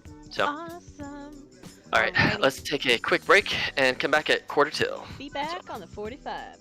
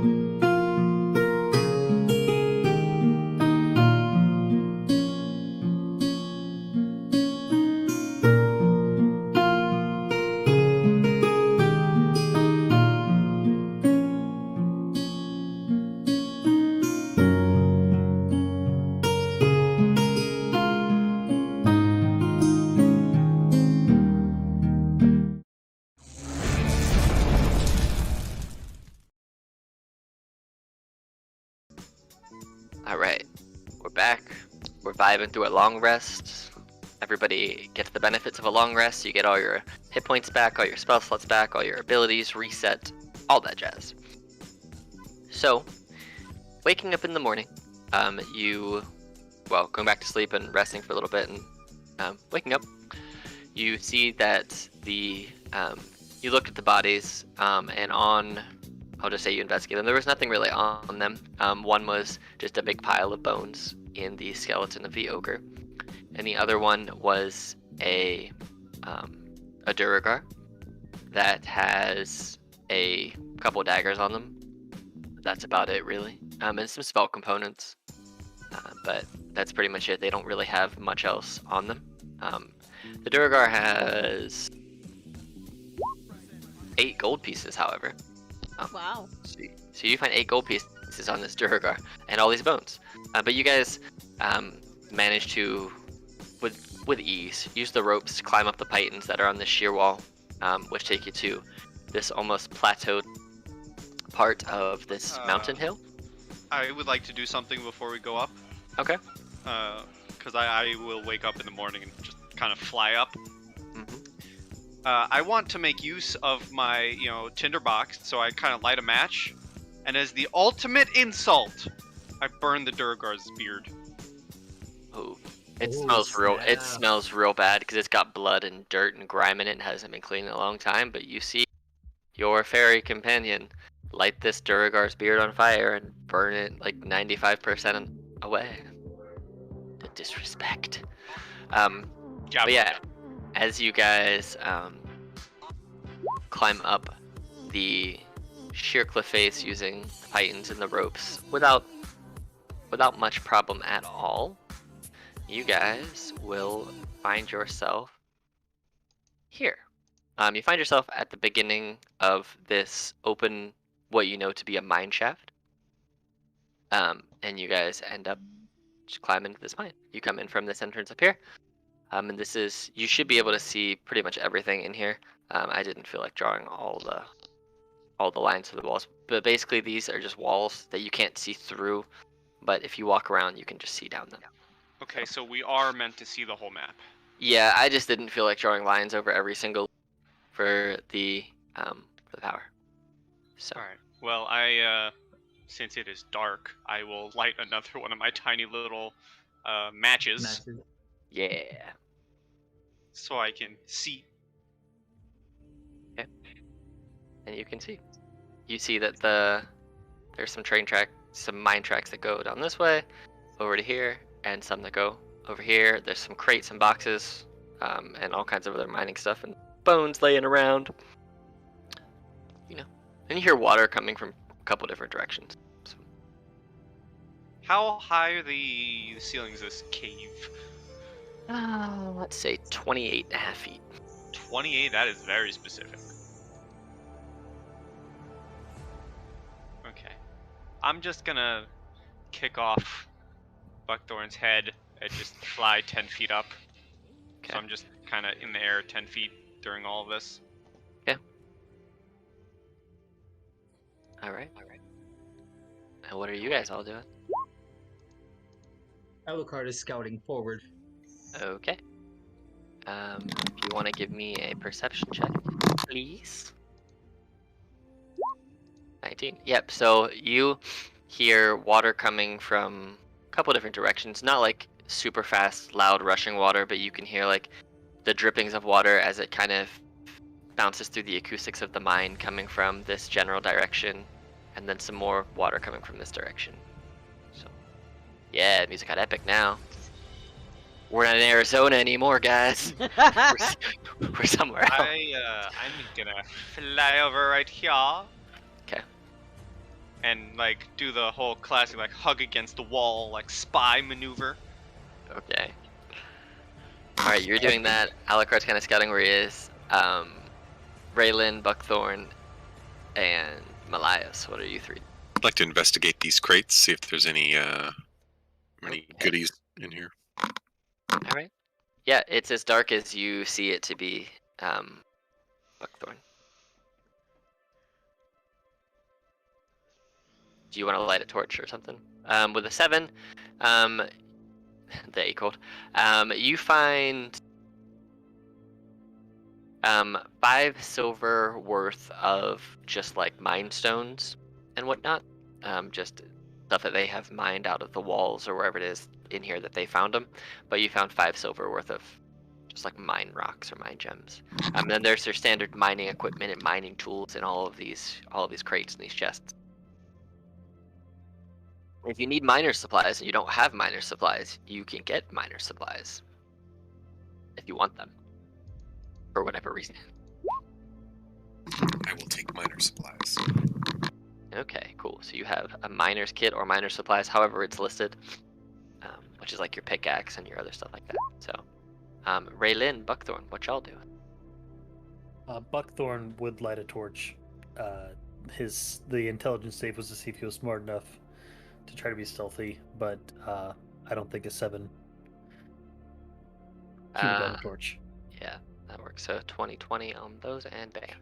He's dark. he's Can I get my light too? Because for all purposes, my little match is a torch. That's what that was. Oh, you gotta light a match, man. Maybe you farted and wanted to burn it. I don't know.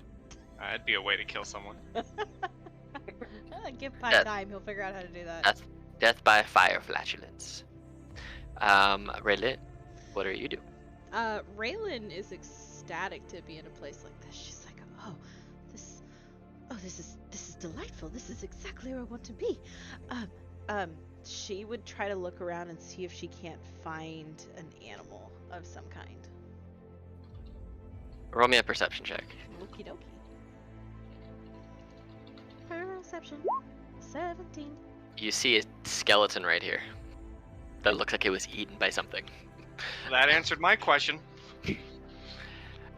Based on how it was eaten, you believe there to be a large animal in this mine somewhere. Yes, they are. But there's no small animals around, like a rat or something.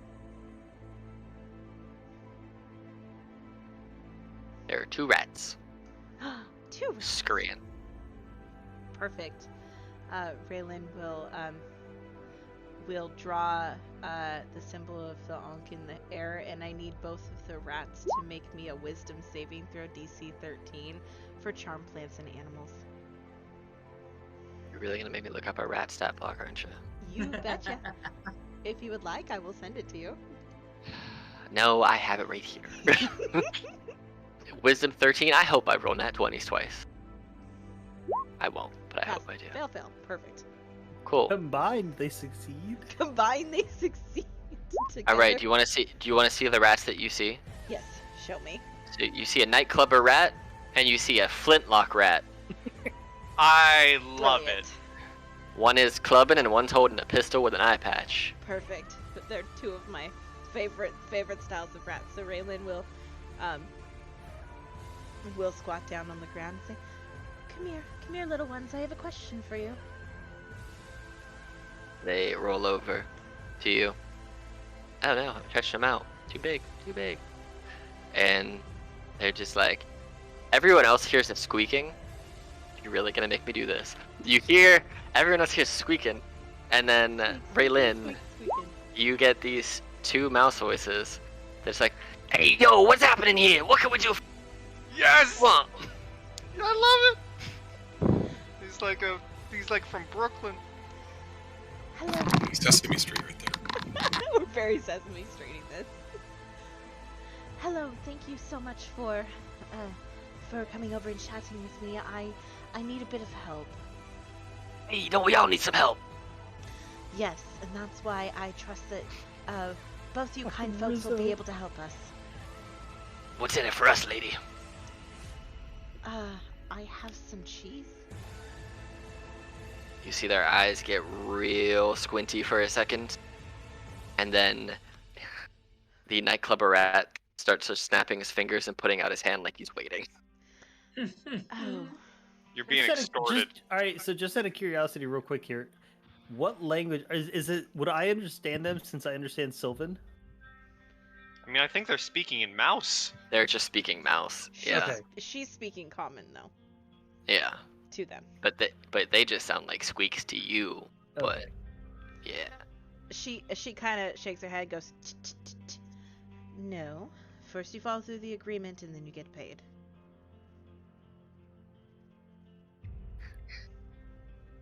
What was your question again, lady? I want this cheese. Good. I'm glad we had an arrangement. We're looking for a dwarf. And I will look up at Alucard and go, what was his name?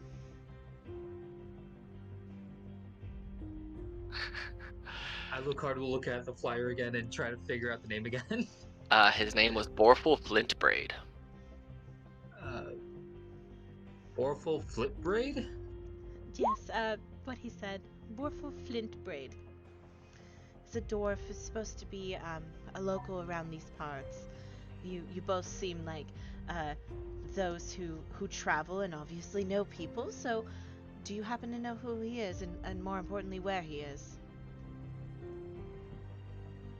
We don't know no dwarves, but there's some weird guy over there.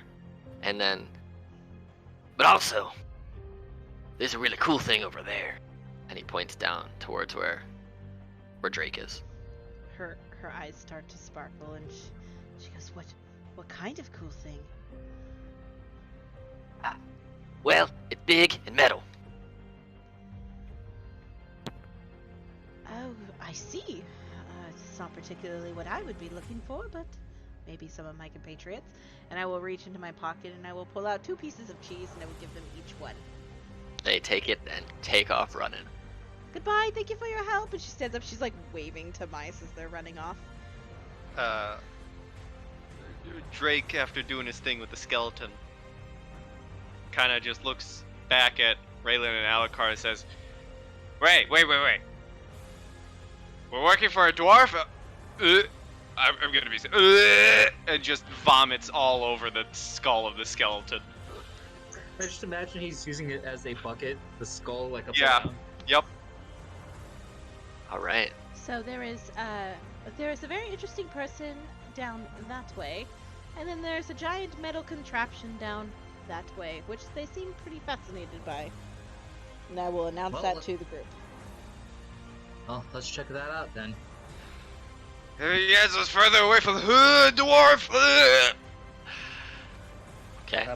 Before we go, what would I like? What's in this open chest? That real looks quick? like a nuclear warhead. It I'm is. Hoping it is. It's straight up.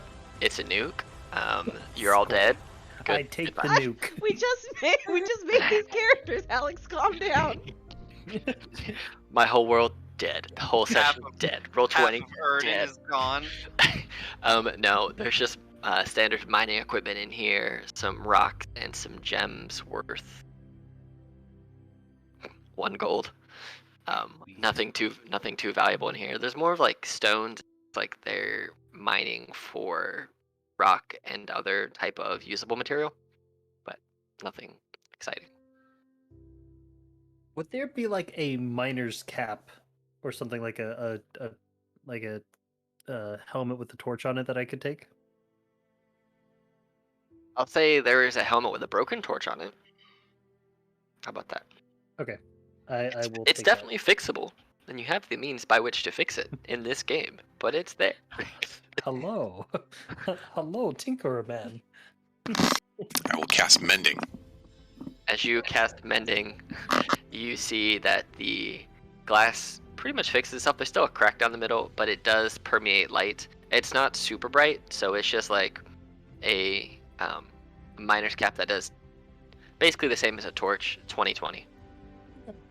So it's effectively you're carrying a torch, but it's on your head. Buckthorn will smile and be, oh, thank you so much. I was going to ask you to look at this later, but you are just very talented. Thank you. I don't know how to do that. As you put it on, your ears flap down and fall down downwards because there's no ear holes for this, so you're like pinned down. So right now you're at disadvantage for hearing checks unless you cut holes in the hat for your ears. I will attempt to cut holes into the mining cap as we are walking down here. Roll me a dexterity check. Okay. You sit. It's the same as my check. It's not. Yeah, I don't have that's advantage. Yeah, you put the hat down and you take your great axe and you like, and just slice 2 slits into this thing. Put it on your ears, just like snugly. So your ears can fit through. It's a snug fit, but they're through. I'll work on that later. Drake kind of just flies up 20 feet high, staying off the ground, and seeing Buckthorn walk this way, he's just gonna kind of look down and say to him, Hey, sleeping bag, let's go see what this way holds. The stupid dwarfs. Are you all coming down this way, or just the 2 of them? You gotta stop there first. Alucard will look back to the other 2. Shall we? He may or may not realize that they can or cannot see him, so he just kind of gestures towards them as he continues on through his dark shadows. All right. So he may or may not be invisible to the other party. Cool. As you, so because of Buckthorn's torch, when you get within the radius of Buckthorn, which you should, here actually I'll do this. I'll change the color of it just so it's a little bit different. So everyone, there you go. So when you, wow, that's real bright. So whenever you get into the yellow, that is the yellow and the gray. It's around him just because of the way it's set up.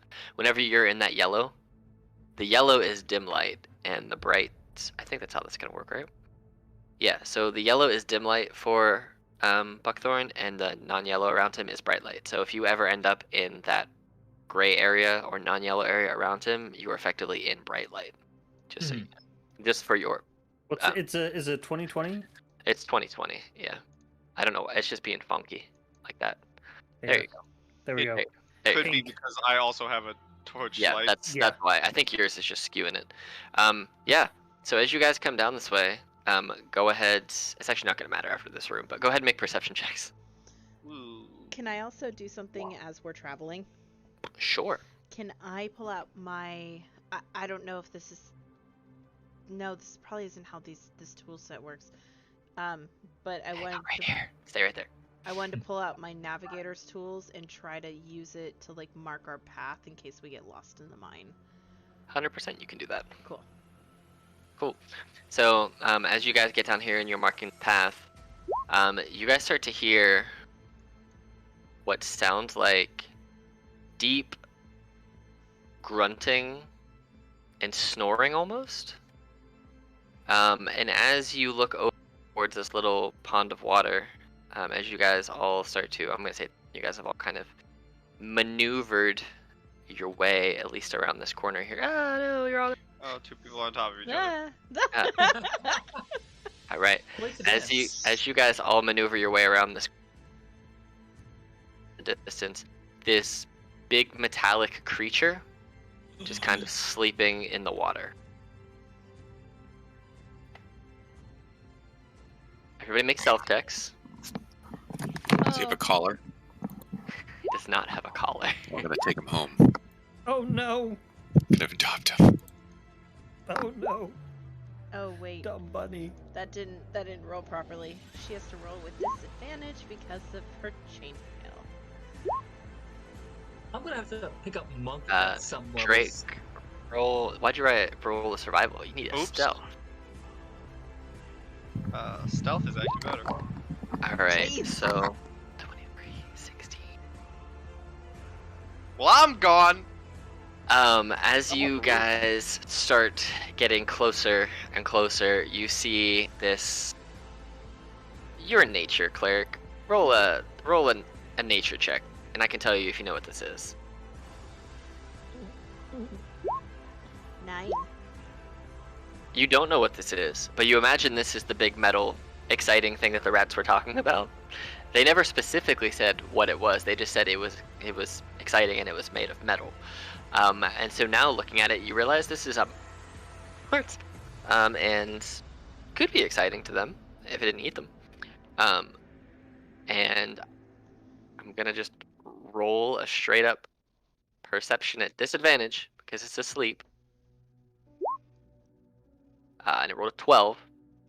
which is good because 1, 2, 3 of you passed the 12. So the majority of your group passed. So it has not woken up to your presence yet. What do you want to do? You see this giant metallic armored-looking creature kind of sleeping and stirring on the other side of this little makeshift pond. Can I like peek out from behind this rock to see if it's hiding any treasures? Sure, but I'm gonna say you're gonna have to fly within 15 feet of it. I'm gonna put a hunter's mark on that thing. Okay. You can do that. And I will tell how- you, because Hunter's Mark has a verbal component and it's magical, you do run the risk of waking it up if you cast the spell on it. I will roll a stealth. It's not going to matter on your Yeah. stealth for it. It's going to be based on you have to verbally say these words out loud to cast the spell, and it's going to roll a perception to see if it hears you if you go through with casting the spell. And if it hears you, it's going to wake up. So I'm just letting you know you can 100% do what you want to do. I just want you to know the ramifications of that decision. Yeah. Uh, I will but- at least have my weapon drawn and at the ready. Okay. Drake, if you wish to investigate, see if there's anything there, you fly within 15 feet.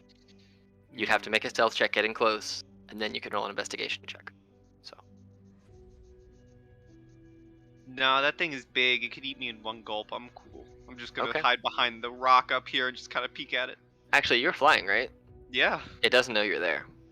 Oh, You're so I'm effectively good. you're invisible to it because it So can't. It doesn't know.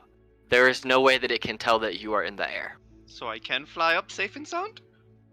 You can, but I imagine your wings make noise when you fly, so you'll still have to make a stealth check, but it would be at advantage. I trust advantage. Okay. I trust advantage.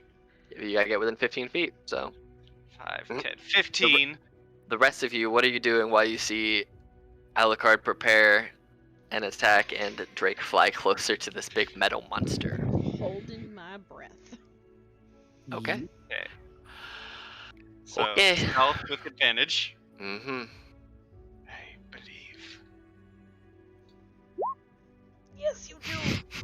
Because that other one was a natural one. Alright. I'm just gonna roll it at disadvantage to see if somehow your wings wake it up. I doubt it's gonna be the case because, you know, you're pretty stealthy. No. I would You fly up within 15 feet of it, and you roll me an investigation check, Oh and I boy. will tell you. It's funny, because my investigation ain't great.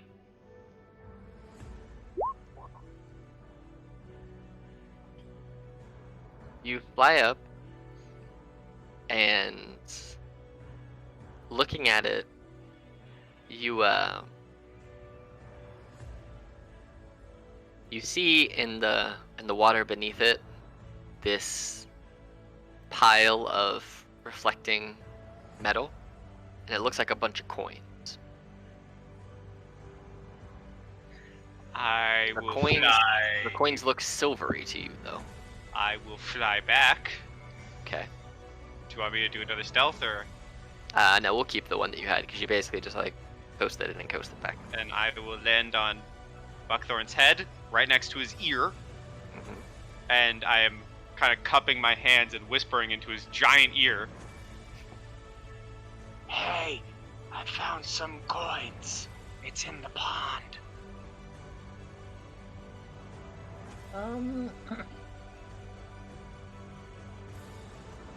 Can I roll a nature check to see if I might recognize this thing at all? Yeah, go for it. May I also roll nature? Sure. With a 13, you do not. 11, you do No not. idea. Can I have a -1, but can I do it with advantage because I got an up close look? Sure. You, God.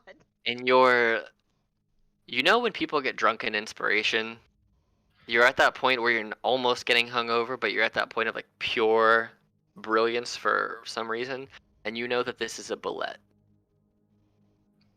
and you Okay. know that they are very sturdy. You know that they burrow. They can leap.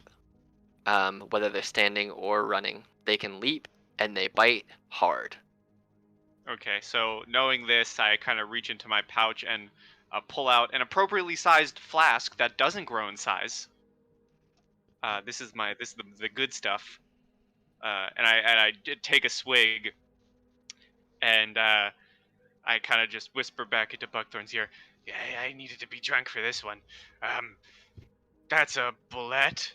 They're big, they're hungry, and from my time in the Feywild, apparently they're also shot from something called guns. I don't know what that is." Nice. Bullet. Get it? Ba-dum-chee. But Har. I'll give you Uh, inspiration because of dumb puns. Hey! Buckthorn will just sort of like look at it and then like just start backing away slowly. Anything you want to do, Raylin, or anybody I'm actually not gonna move with him as he takes off. I kind of just stumble a little bit and just fly back there. All right. Raylin, Malias, Alucard, anything you want to do? I know you had a attack holding, so we'll wait on that for just a second. We'll see what Raylin and Malias do, and we'll wrap around.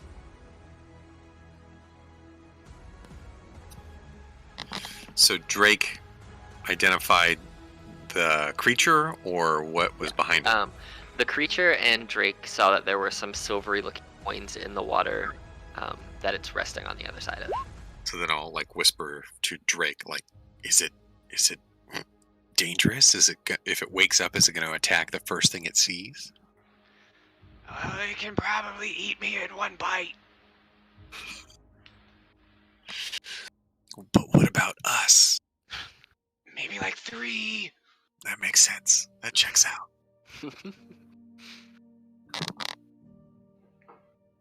And, Malias will like I don't know, guys. This isn't what we're here for. Raylin will look over at Malias and say, that's a very valid point. I think we should leave. And I think we should leave right now and as quietly as possible.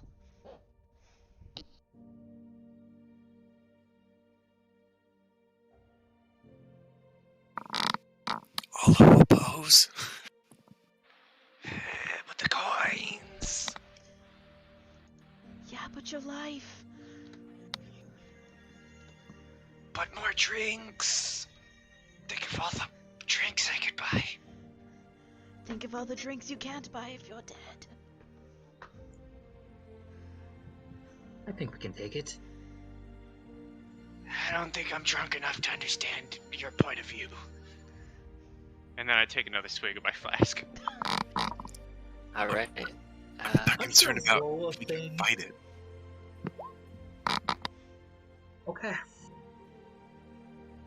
All right. So, what are you all doing? We'll just go in order, and you can tell me what you're doing. We'll just start with Buckthorn, then go to Raylin, Malias, Drake, and we'll just go down that line. Buckthorn, what are you doing in this moment? Buckthorn is watching the small person that was running on him, waiting to see what he's doing. Okay. Raylin, what are you doing? Leaving. All right. Move yourself to wherever you want to move yourself. We'll say you have 60 feet worth of movement as you're creeping to wherever you want to creep. Malias, what are you doing? I'll be backing out as well. All right. So you also have double your movement. So if you have, so whatever double your movement is to Drake, what are you doing? Just see them leaving, and I'm like whisper shouting, "But the coin! All the drinks!" And I kind of just stomp in midair, like all annoyed and upset. Okay. And then I fly back on top of Buckthorn and say, "Fine, we're going, we're leaving." All right, Buckthorn, you have twice your movement to go wherever you want to go. You're carrying Drake, so Drake will try with you. Alucard, what are you doing? Well, the rest of the party left. There's no way I'm fighting this thing on my own. All right, cool. So you guys can all make your way up. I'm gonna roll one more check at disadvantage perception for the big boy. Yeah, it doesn't know. It's still sleeping. All right. So you now know that there is a boulette sleeping in this mine. I was wondering if you guys were going to try and fight that thing. So there's that. There's still time. There's time. Shh, There there's is still still time time. for us to make stupid decisions. It's fine. I mean, there is. I put it in there as a stupid decision to make if you wanted it. And also, if you ever want to know how many Raylan- coins are under there, I can tell you. Raylan, you probably can you wear your armor? That might be why. Oh, that might be why I might have misequipped. Thank you. Cool. All right. So you guys too had noticed when you guys were checking out these crates over here that this entrance of or this way in the tunnel seems to be blocked by like super thick spider webs that were like thick as rope. Like the actual webs themselves were as thick as like really, really good hemp rope. And it was non-traversable. So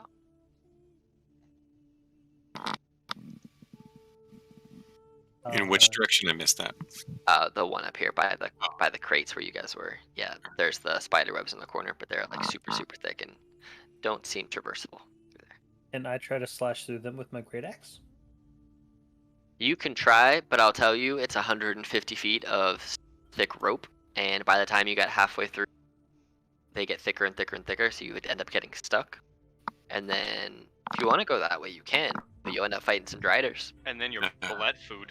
Can we look at the map? I'll produce the map, and I want to see if there's anything related to the mine. Yeah. So, looking at the map and reading it through, it says spiders, ... eek, E-E-K, because whoever wrote this map seems to not like them.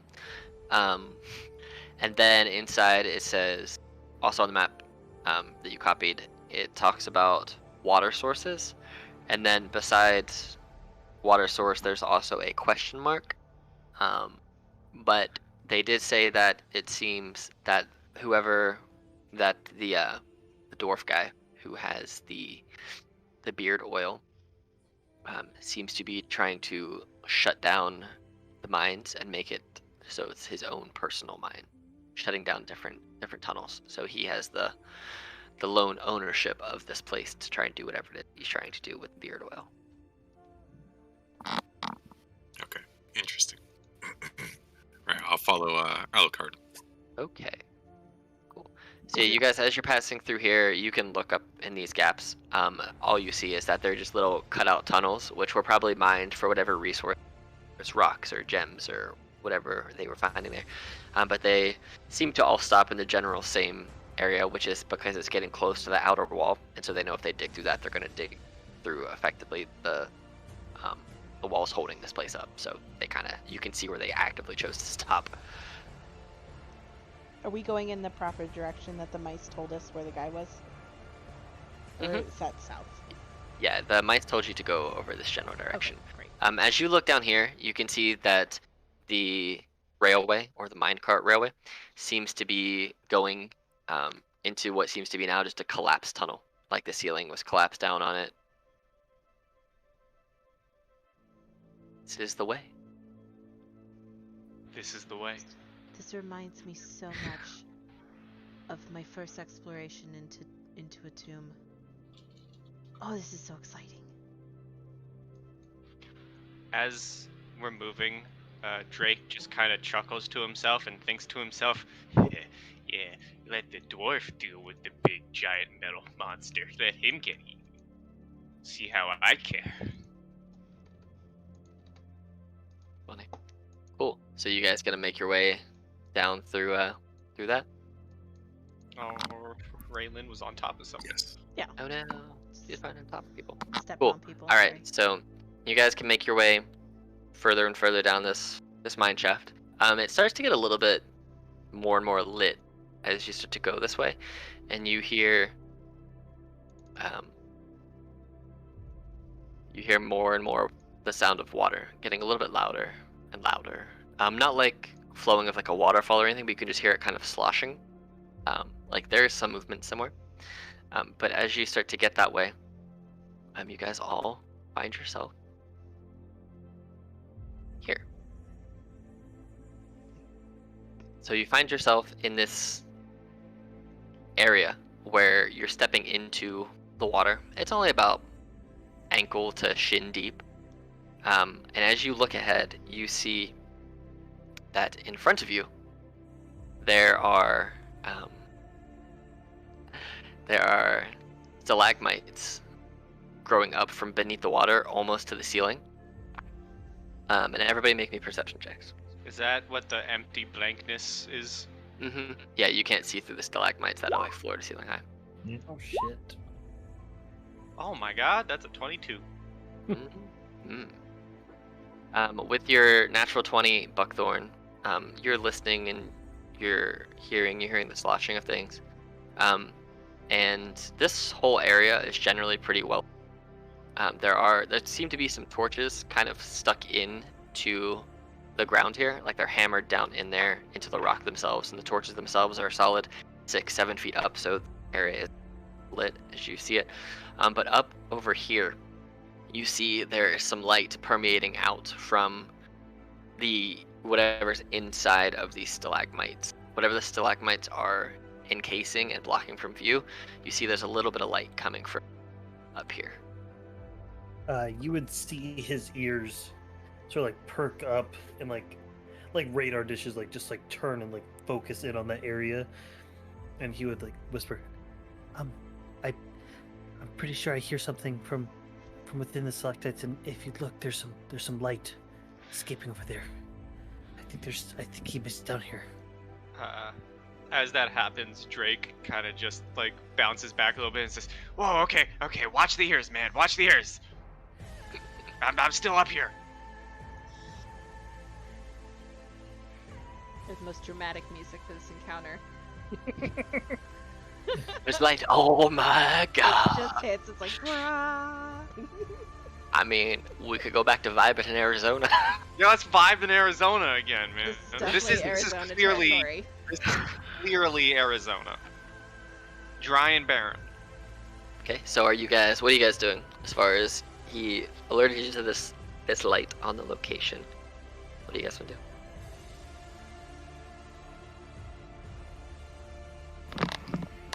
Proceed with caution. I guess make stealth checks. Okay. Try to be quiet.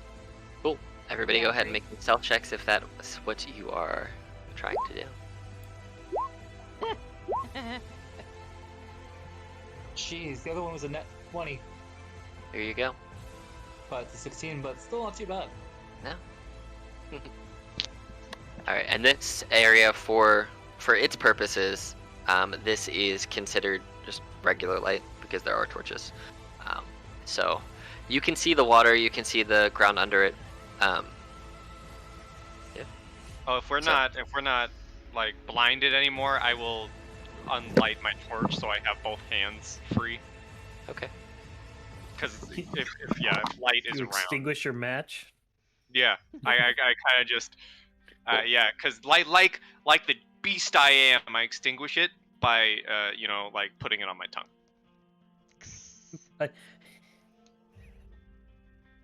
Which then ignites all the alcohol and I burn alive. That's fair.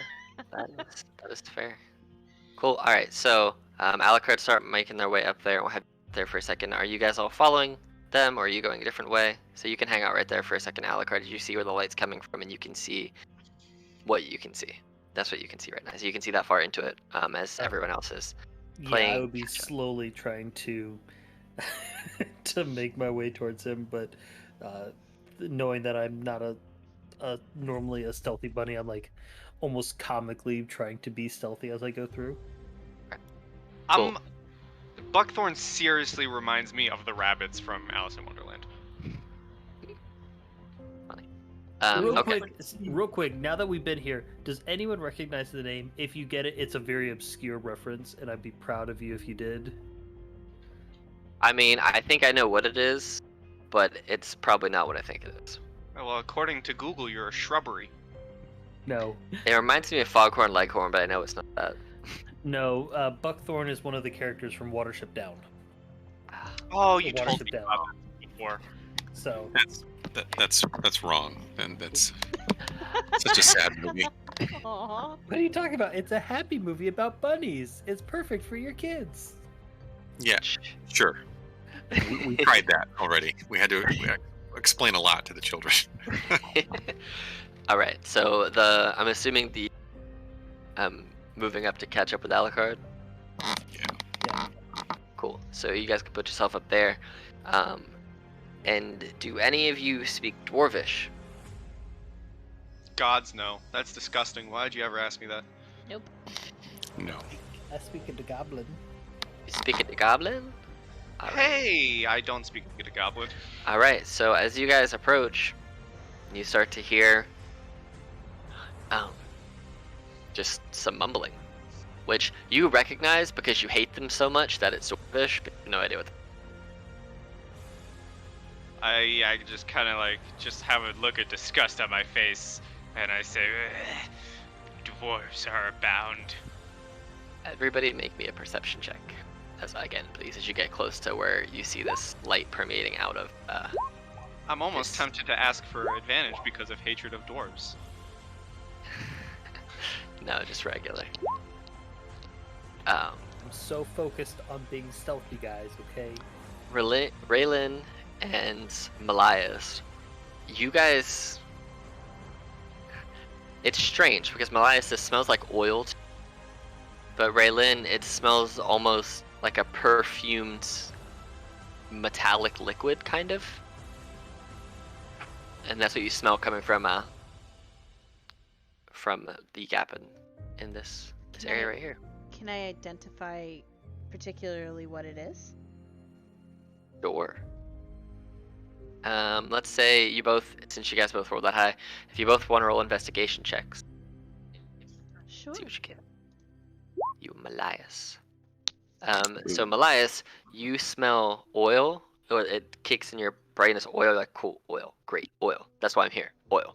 Raylin, you have heard people using this before, and you've contemplated get your haircut. You know, growing up in the capital city, that people have barbershops. Yes. You know that people use different products with which to help grow, lengthen, soften, volumize, and make their hair generally better. And this smells like an oil that would be used to add volume and depth and smoothness to hair, specifically that of males or, well, dwarven females, because they also grow beards. But it's more so a beard oil that you smell, like a perfumed beard oil. Oh. Well, that's quite nice. It smells quite pleasant. No wonder they want it Smells for quite pleasant. themselves. Right? All right. So you guys now have that information, and yeah, you guys can proceed however you wish. I kind of give the thumbs up to the group and wave for everybody to proceed forward. Like, yes, this is where we want to be. Okay. I'm cracking my tiny knuckles. I would, seeing the gap in there, I would sort of like come in, try to like peek my head around. Okay. As you start to peek your head around, right now because of the position that you're in, Alucard can see it, but I'm gonna have to move just so you can see it too, right there. So you both, and with Drake on your head, you What? see a floating beard just flying there in the air. I Bird wants do to not shoot see it. any flying beard. Can you Can I not? go a little further in real quick just to see it, or You should be able to see it off to your right. this is where the edge of my line is. Oh. Yeah, hold on one second.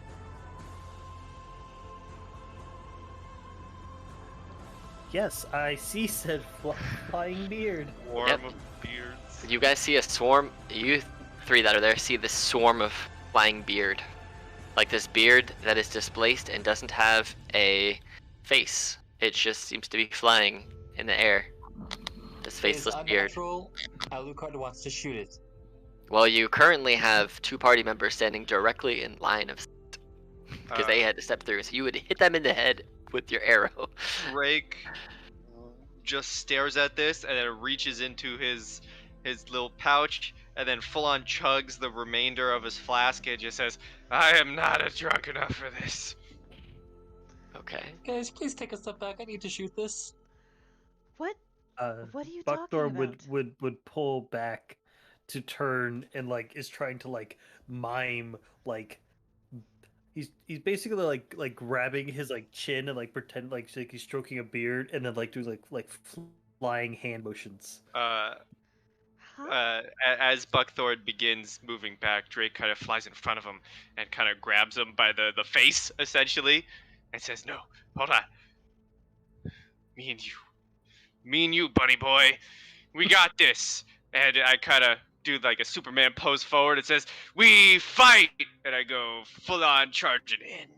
All right. So we'll say that you charge in and Alucard take an arrow shot because effectively Drake forces them back, and as Drake and Buckthorn step back, you can unleash your arrow, and Drake will just fly in behind it. So you'll take the one shot at the swarm of beards, and then Defeat it, the air. then we'll start. So Alucard, go ahead and make with your 18. That does hit. Cool. It seems to shrink the beard. You gave it a good shave. So we're just gonna Good go in initiative order. lord. Wait until I can actually attack with it. Oh my god, I can't wait to read the names. You have no idea of the attacks. All right, cool. So right now, this is what you see as far as what's in. Wow. I see the token. Beards, I see not the the token. beards. Okay, so Alucard, it's your turn. You're up first. All right. And at this point, because of you let the arrow go first, and then Drake flew in behind. So if you were to shoot, you'd be shooting through 3/4 cover, Tiny your friend, just so you're aware because of where the positioning is right now. 22. So it's got 3/4 cover, which would give it that. It still hit. Yeah, cool. So hit it. Anything else you want to do in your turn? Yep. That one will miss. That will miss. Okay. Anything else you want to do in your turn? I guess I'm gonna move into the room Okay. and up to here. Cool. All right, so you're in there now, and Drake's in there now, so both of you are here. So what I'm going to do now is I'm going to roll initiative for the other tokens that are in there. Because there are more than just the one floating beard, guys. As much as I know you just wanted to fight one small swarm of beards. It's the swarms. There's swarms of beards. Roll for the big beard boy. Roll for beard. Oh no. Beard Buckthorn's death. Bearded so devil. Buckthorn. All right. Of course, you had to know I was gonna pick a bearded enemy for a bearded game. Alright, so I come in and I see that, and now I see everything. Yes. Do. Here, for recording purposes, I'm gonna put you here, just so everyone, because then you can move yourself back Oh when my it's your turn. lord. Because swarms of beards. Anyway, Swarms. Okay, so seeing this, I'm going to rage. And this is the one that we've already shot at twice, correct? right. It looks All right. smaller than the other beards. It's almost like a 5 o'clock floating shadow. My god. Well, I do, as I rage up, you see the eye scratch glow as I go into a frenzy rage. So that was 5, 10, 15, 20, 25. And I'm going to make an attack against it. We won't do recklessly for the first one here. So let's just see. A 12 Just hits. for 13 damage. You slice down and, like shaving your own face, shave the beard out of the air, and that beard dies. Or That disappears. is Uh, hilarious. I You've turn been and I shaved. just roar at the other three. Like What's your- you've heard his like pipsqueak little voice. This is not that. It is What's like your a- bunny roar? No man, he's turned into the fucking what's it called? The killer rabbit of Chernobog or whatever. yes. I like It's a close cut. Anything else you want to do in your turn? Nope. That is my action and my bonus action. Okay. So, this dwarven-looking creature with lots of tendrils coming from his chin, holding a glaive, looks at you and says something in Dwarvish that you don't understand, and rips off one of the tubules coming from its beard, coming from its chin, and throws it your direction. And you see another swarm of beards appears beside you. And I'm gonna add this one into the initiative. So it's gonna be 15. So it's gonna be right there. And he's gonna step up, and he's going to go ahead and he's gonna take one attack with its remaining beard tendrils at you. So here's its first beard attack. Oh god. So God. so you take. So first of all, you're gonna take the damage, which is 13 reduced to 6, and then I need you to make a DC 12 Constitution saving throw. So you are not poisoned for a minute from his beard. And then he's also going to make a glaive attack at you because you're also right there. Natural 1, of course. It's gonna go that way. 20 to 1. And he goes to swing at you with his beard, with his glaive, like he's trying to shave your beard, but just misses. That's his turn. Malias. All right, because Malias has no idea what's going on. He's going to tentatively. Well, you did Around the just corner. hear your rabbit friend roar. Yeah. So he'll, like, what the fuck is going on? And then he'll see this perversion of facial hair Yeah. floating around. And he'll kind of like, whoa, okay. And at the, no, I guess. Is that fair, or am I in the rocks? You can Alright. get there, that's fine. Alright. Yeah. And then, It's just a I will. I'll shoot. No, I'll shoot the beard. Oh, I'll shoot the form of beards, because that hurts my brain looking at it. Okay. It's a face rat. That does hit. Yeah. Damn. Oh. That's a good hit. That beard Nice shrinks go. in size by half. So. And just so you can see that the beard, in fact, shrunk. That's amazing. Anything else on your turn? Nope, that's it. All right, cool. So then you're actually out here now, Malaya, or Raylan, because that's where you were before I moved you for recording purposes. So Raylan will go This is some 5, epic shaving 10, music, guys. 15, and she's like, what on earth is this? 20, and then, she's going to, clap her hands together and, cast Bless. And we're gonna go, Alucard, we're gonna go Little Drunken Fist, and then, Bunny Rage. All right. Let's see, so that was 15, so 25, 30, 35. She's gonna hide around this corner here, and then for Cool. recording purposes, she's gonna be over. Well, she'll be like in this corner of Marrier. I'll put that square. Can you see everything from there? Yes, can. Cool. That works. All right. So this swarm of beards, it's going to. Hold on. I gotta check the swarm of beards movement. How far can they fly? Oh, wow. These beards can fly really far. So this beard, seeing all of you beardless folk, it's going to try and. It's weird the angle it's at, but it's going to fly around you. Like 5, 10, 15, 20, and then fly up and try and latch its beard self. Does a 16 hit? It went out of your... So it technically was out of your melee range and went up and around. Well, So but it started off right here, didn't it? It's a tiny creature, so it's kind of over in the corner. But yeah, sure. 16 does hit. Oh no, it's going deep. 7. Cool. All right. I mean, that's fine. If you say that was out of my range, that's fine. It's already there. Sure, I already took the berries. math off. So it flies. Oh snap! All right, so you hit it, and I missed this last time, but it doesn't seem to do as much damage to the beard as you expect. Slashing doesn't. Okay, Nope. it's weird. I know.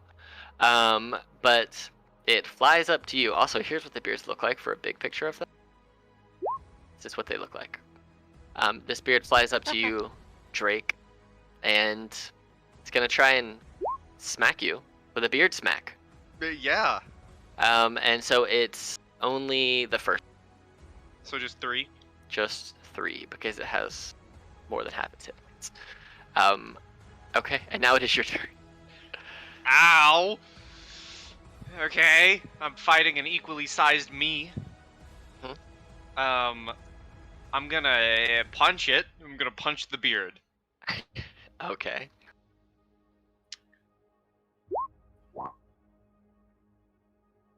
Just hits. For 7. You have been rolling 7s across the board. Did you rig it or something? Yeah, Just- I've rigged Just it. 7. Just 7. That's all you get. Only 7s. The punching of Um, the beard seems to have the force that you expect, which is odd because you don't normally punch beards. I was gonna say personally me's thinking like bludgeoning is doing more than slashing against a beard. Huh? As you're punching it, the flow of ki that you are hitting it with, it comes back and you see, you get this weird reading that these are fiendish beards. Interesting. Okay, I will flurry of blows. You can break up movement and attacks, right? Like I can move, Correct, I can yeah. attack, move, and then attack. Yes. Okay, so I'm gonna spend a key point for flurry. Okay. For another smacka. 7. It's still floating, but it's getting smaller and smaller as you punch it. That is so many 7s. And then, because I have drunken technique, I can disengage. Yes, you can. And That's I just part of will. 5, 10. You get 10 more feet of movement too. Yeah, I'm gonna fly up right to this fool. Okay. And You see the beards like hairy tendrils trying to reach out and grab at you, but you just fly right by. and as I fly in front of him, I get ready. I wind up my last punch, and as I get ready for the punch, I just look at him, and as I wind back, I just say, "Get ready for this, you dumb smooth chin." It's funny because he's not a smooth chin. Yeah, I know. That's the insult with a D4 to that, because why not? So that definitely hits. Cool. And that's me. All right. Okay. It's this swarm of beards' turn. It sees you and it's gonna fly over and try to protect its master, and it can occupy the same space as you. So it's gonna try and beard smack you. Beard smack. 16. Yes. So you take the first one, not the second one, because it's the full size, and that is all the beard can do. This other beard, which is really tiny, wants to try and get retribution. Wow, he's very small. He's so small. He's gonna try and beard smack Melias for 5. He's technically not under half, so 5, not 6. So 1 difference could be all you need. But that's the beard's turn. Alucard. The 21. Yeah, 21 to hit you for 5 damage. Yeah, if 21 hit. 5, 10.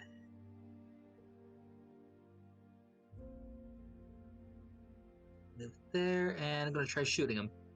Which one are you trying to shoot? Oh, I guess That beard? I'll aim for the beard first, Okay. but I will bonus action. You know what? We'll go ahead and put the hunter's mark on the beard. I'm Okay. shooting anyway, Okay. because I can move it as a bonus action when the thing dies. Correct. 11, you get your D4 from Bless. Yep, I was just about to roll. I mean, you're gonna hit as long as you roll a 1. So you're gonna hit. So 7, and then roll your 1d6 for Hunter's Mark. Boom. 3. So 10. All right. Your arrow seems to be doing what you expect of an arrow and a beard. But yeah. So there you go. Is that your turn? Yeah. All right. Buckthorn. All right. Well, might as well do all I can. So I'm going to recklessly attack. So Okay. attack 1, Against 14 the big guy. against the big guy. That does hit. All right. For 9 slashing. Okay. Then attack number 2 with my bonus action is a 19 Yes, that does hit. for 10 more. Okay. All right. Well, it's his turn, and you see him try and rip more off of his chin, but then he stops, and you see this look of, no. As if he rips it off, he's gonna hurt himself more than he probably wants to. So he does not rip off and make another beard appear, but instead, he will attack with his beard and with his glaive at you. So here's his beard attack. Oh, it's gotta be at advantage. Yeah. At advantage. So, 23 That for would hit. 9 reduced to 4. Roll me a DC 12 Constitution saving throw. 18. Cool. So you're not poisoned, and this glaive attack is also at advantage. 23 for 6 more. And then roll me another Constitution saving throw. 14. Ooh. You pass. Getting closer. Malias. Malias is You have a very, beard in your face. yeah, with this beard. So headbutting it isn't such a good idea. But I will. I'm going to attack it with my mace. Okay. I like it. 12 does hit. 8 bludgeoning. Alright. This beard is not looking good. It's getting smaller. I'm not going to make it any smaller than that because I'll forget where it is on the map. Do it. Fine. You won't. Sway Turning me. into pubic hair. There. It's gotten smaller. Curly. That is a. Never mind. That is the statement. That is a shush. That is a shush. Anything else you want to do on your turn? That is it. Okay. Raylin. Alrighty, so Raylin is going to not Hey, a get beard. stuck in the wall. Haha, perfect. Raylan's going to peek her head around the corner here. And she's gonna realize how hurt the little fairy monk is. Is he visibly drunk? Yeah. Yeah. Oh, absolutely. I am hammered. So she is. The wings, instead of being like nice and firm and outspread and flying, they're kind of limp but flying. So he's like drunkenly I believe swaying the with term flying. is flaccid. I mean, you can have flaccid wings. I'm not going to argue with you on flaccid fairy wing. She's going. She's going to shout. She's going to shout at Drake. The bearded one there says that he's much stronger than you. Prove him wrong. And I will cast Healing Word at 2nd level to you, which is a really bad amount. Ugh. Hey, it's 6 HP, man. It's halfway to him being fully alive. Anything you wish to do with your action? Yes. So with my action, I will turn my attention to this little beard. Husbuggy, my friend. And Yeah. I will say, one? Yeah, the little tiny one that's left. The tiny one. The All right. tiny Cool. one. Got And I will say, Isis tolls the bells for you, and I will need a wisdom saving throw for 13 for Toll the Dead. Dang it! It's a wise beard. It is a wise beard, and then I'm gonna go 5, 10, and I'm actually gonna go around the corner. But for Okay. recording, I'm basically in this corner down here. All right. Cool. So the swarm of beards. How smart are these beards? That's the real question. There are 3. It's just gonna chase you This flying beard is gonna chase you, Raylan. Okay. I'm gonna put it right here, but just so people can see it. And it's gonna try and beard smack you. If it hits, it will be the second damage on here, not the first one. Miss. 10 misses. You just see this beard comes up and like tries to just like throw its beardy tendrils in your face and kind of move. Ew. Ew. No. It's not a well-groomed beard either. It's very greasy and very scraggly. I really drink. do need the beard oil. Is me? Is you? Is me. I just kind of drunkenly shout out, "Thank you, creepy lady!" And first punch at the beard. Because you better believe I'm going to flurry of blows. Alright. Yeah, that hits. Punch a beard. Punch and beard, and then I'm going to flurry of blows. One attack at the big boy. The first one? This fella. That will miss. Okay. Well, because I flurry of blows, I'm going to drunken technique right behind him. Sucker. For advantage, yeah? That hits for 6 bludgeoning as you punch him in the base of his spine. Punch him right back there, and that'll be my turn. Can you... Okay, question about monks, not quick. You can still move because of disengage, so if that's your question. That is true. Also, you know that you have your... Actually, it wouldn't matter. You can't get it. Anyway. Well, you can use multiple key points in a turn, right? Yeah. Okay. At like high levels, you can burn through like 9 or 10 in a turn. All right. I want to stay where I am though. I want to fight. Okay. Swarm of beards. Get away from the beard. This one I'll say is out of your range, Buckthorn, just because of you had you and Drake between it, effectively. So it's gonna fly to the guy that's shooting arrows.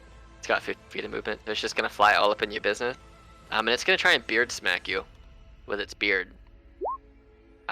19 to hit for 8 bludgeoning, for 8 beard bludgeoning damage.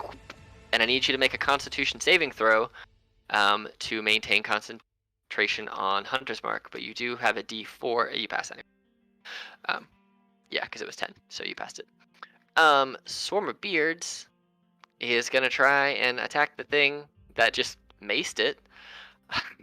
It's gonna try and attack you for a natural 20, but luckily it has less than half its hit points, so you only take 7. You don't take 23. Oh shit! So yeah, you took it with your last hit. You took it exactly under. It was at 14 before, which was just over its half hit points, and you took it under. So you saved yourself KO by beard. Although I really wanted to KO somebody with a beard because that image to me is just hilarious. Alucard, you have this beard in your face now. I'm gonna do some fancy footwork with Rabbit Hop. As a bonus action, I can jump a number of feet equal to 5 times my proficiency bonus without provoking opportunity attacks. Nice, you get to go 10 feet. Yep, so basically just Cool. boing. Boink boink. Just awesome. and then you're moving too. Okay, cool. Got it. Yeah. Cool. I'm assuming you're shooting the beard. The swarm of beard. Okay. That's why I was getting it safe distance away. Makes sense to me. 17 hits it for 4 plus your Hunter's Mark, so 5. Cool. Alright. This beard is not pleased with the fact that you are shooting it. Haha, it's just a dot now. Wow, it is literally just a red dot. Buckthorn. Okay. The dot has a beard. It does have a beard. I am attacking. I have advantage, correct? Yeah, you're So flanking. these are not reckless, just so you know. And you have that D4 too. Yep. So 22 to hit Mm-hmm. for 16. Jesus. Boo. Yeah. And then another 22 Yeah. for an additional 15. Jesus. So 31 damage. Man. How is he looking? Pretty bad. Cool. I want to kill him. He's not looking happy. Swear to God. So here's what he's gonna do. He's gonna take 1 beard attack at you and turn around and glaive the guy that just punched him in the back. So here's the beard attack against you. That misses. And then he's going to basically whip his glaive around and try and catch this tiny fairy. Ow! For 12 slashing damage, I need you to make me a Constitution saving throw DC 12 plus your D4. Boy. You can't pass it. No, I So can't. you fail. And Insult. let's see. Ow! And then you're going to lose this many hit points at the start of each of your turns due to an infernal wound. So at the start of your turn, you're going to lose. At the start of every turn, you will lose 5 hit points. Ow! So not right now, but on your turn. Belias. The Okay, so spear hit you real good. It almost there's- attached to your face, but there's 2 beards in my face. Is that right? the second beard, this lower one is not in you. It's actually outside the wall attacking Raylan. It's just there for this. Okay. But yeah, so you just have the one in front of you. So I have the short and curlies in front You of me. do still. have the short and curlies who are on. I'm so sorry. I'm just tired enough to make those comments. I will mace it. All right. 14 hits. You smash down on this beard and just turns into a puff of hair. And you have your bonus action and your movement. I will. The red dot. Remind me. I'm so sorry. That is a hunter's mark on top of the swarm of bees. Weird. I'm just gonna move about here, Okay. Cool. and that's it. Raylan, you have a beard that attacked you and missed, but it's hanging out in your space. It's I do. chasing you. It is 100% chasing me, so Raylan is gonna clutch onto her holy symbol, and from the ground, cloth wraps shoot up and wrap her entire body in like a form of mummification, and then they become translucent and transparent as she casts Sanctuary on herself. So anything that tries to attack her needs to pass a Wisdom saving throw DC 13, or either choose another target or lose the attack at all, and she is actually going to move past it and provoke that attack of opportunity. All right. And you said that it's. Let me see this again. It makes an attack of opportunity against you at disadvantage from beards. Beard smack. Actually, it has to make a Wisdom saving throw before it can even try to attack me. You right. Yeah, so it loses. It still misses. It still misses, and it loses its turn. So It's like, it's aw. 5, 10, 15, 20, 25, 30, and then I will use the dash action. 5, 10, 15, 20, 25, 30. She actually has 35 feet of movement, so she could get right there. And Okay. that is my goal. That is the end of my turn.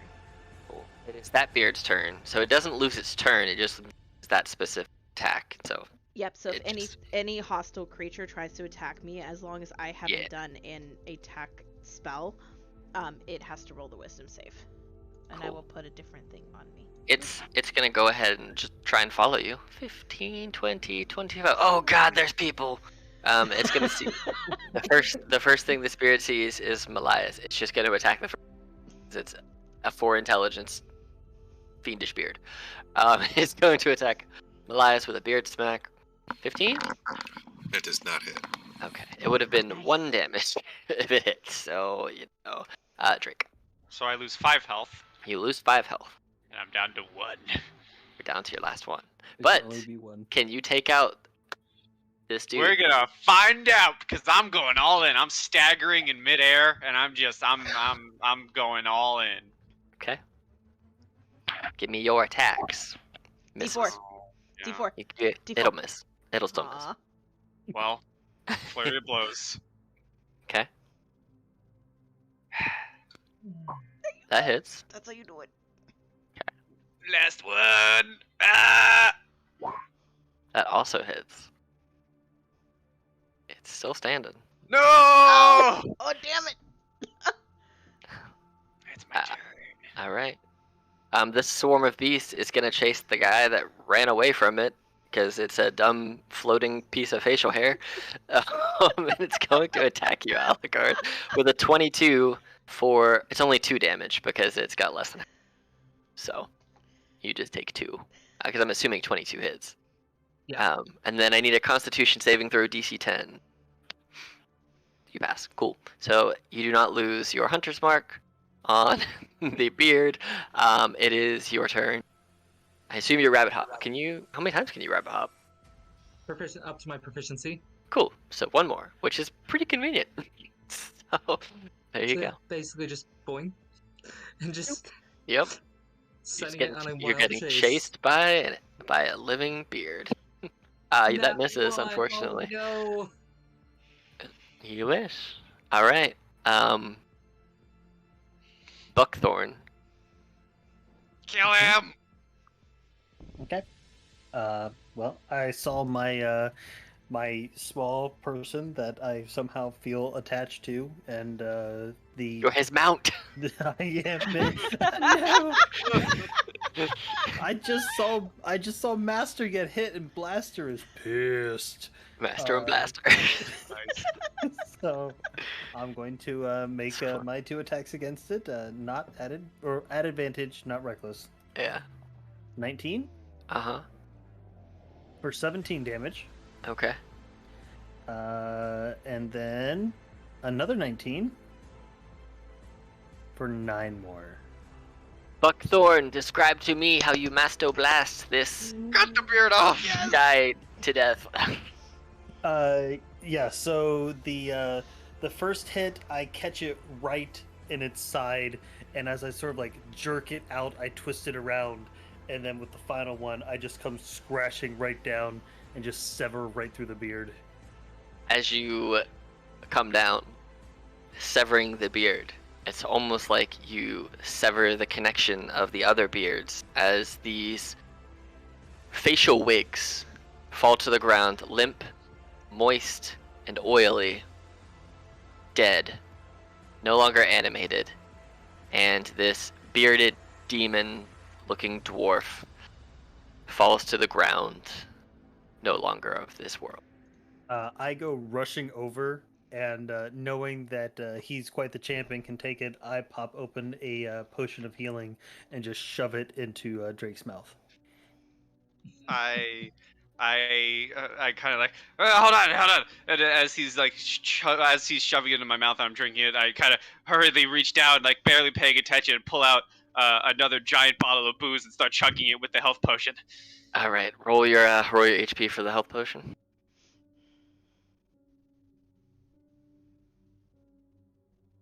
I You don't want me to have roll a for health him? Or... potion. Yeah, go for it. You can roll it since you're pouring it in his mouth. Where did you go? I hate D&D Beyond. Yeah, you don't. You love it. You just hate You standard added- I have potions. a thing where one thing I did with my character sheets is I set up a just simple click for healing potions. Well, no, I had it. Okay, there it is. They're just listed. So cool. So with your 6 healing points, you see that the witch seem to be infernally burning as you pour this healing potion in his mouth and kind of all over his person. Small. It just kind of seals up the deep infernal slash that they had on their person. And you heal for 6 healing points, and you are no longer taking 5 damage at the start of each turn. Does- Raylan will also hold out her hand and say, come, let me help you too. Drake will kind of drunkenly just kind of stumble into your hands and just like lay down because he can basically fit into your palm. And in his half drunken, almost dead stupor, would just kind of look up at you, dazed eyes, and be like, "Are you an angel?" That would be a first time I've ever heard that. She will place her hand on top of him, like cupping him inside, and you just feel a really like comforting, like radiant warmth surround you, and 15 cure wounds Oh my god. for and she will open it up, and it's like as it opens, he's still shining a little bit, but he looks like he's wrapped in cloth, and the cloth melts into his body, and you're healed for 15. I'm still, Drake's still kind of like laying down in your hands, and he kind of like hangs his head back, looking at Buckthorn, and he kind of just goes, "Hey, Rabbit Buddy, I think she's an angel," and passes out. Almost like watching a moth be born from a cocoon because he's too drunk to be a butterfly. See, I'm envisioning though with the glowing and lights and everything. It's like a little tanning bed for Drake. Like I mean, it's maybe. just like opening up. And just... Okay, so as you guys take out the bearded devil, if you would all like to make me either perception or investigation checks, because my assumption is you're going to want to investigate this face. I'm gonna choose not to because Drake is asleep in Raylan's hands. Okay, cool. So, Raylan, he's with you. All right, so. That's what I was gonna say. Like I said, not just a pretty face. So, Malias, as you are looking to where the beards fell down, you kind of see over here that there are multiple boxes in this room, but the ones that these beards fell limply onto kind of catches your eye most. And as you go and open the chest, you find here, I will link it to you. Let me see. Oh no. Where is it at? You find this really neat looking pair of metallic goggles with these lenses in them that have a leather strap that buckles around the back. And you find yourself some eyes of and I can't put the picture of them in there. They're really cool though. So basically they are these neat little goggles which give you advantage perception checks for sight, and you can see up to 2 I think you can see up to 2 miles away. Yep. And smallest items that are 2 feet across. So you can really use them to focus on little things you're tinkering with or things super far away in clear distance. You always have advantage perception checks where you can see That's stuff. cool. Thank you. So you are welcome. With your 8 buckthorn, as you kind of there you go. That's what they look like. They're really neat. Super badass. They're really cool. They look like eagles because they're eagle-eyed. Nice. So now you look like a horned eagle, which is, in my mind, a really cool image. As you look on this bearded creature that you just slew, you notice that he is wearing some. Well, he's wearing these strange-looking metallic gloves. And as you put them on, you feel this surge of strength run through your body. And as you put them on, you look at them a little bit more. They kind of morph into your rabbit folk hands. So they were quite large, but now they kind of shrink down to fit your size. And you're looking at them, and there is a image of a screaming ogre on the wrist plate of each of them. And you find yourself these bad boys. Nice. Oh my god. That's Can I also take his glaive? Yeah, it's just a standard glaive, but yeah, That's you can fine. take it. That's fine. You can take it. It's That just is so a- it gives me a ranged attack as well. Mhm. That's a powerful item. They yeah. are fun times. Who's up next? Alucard.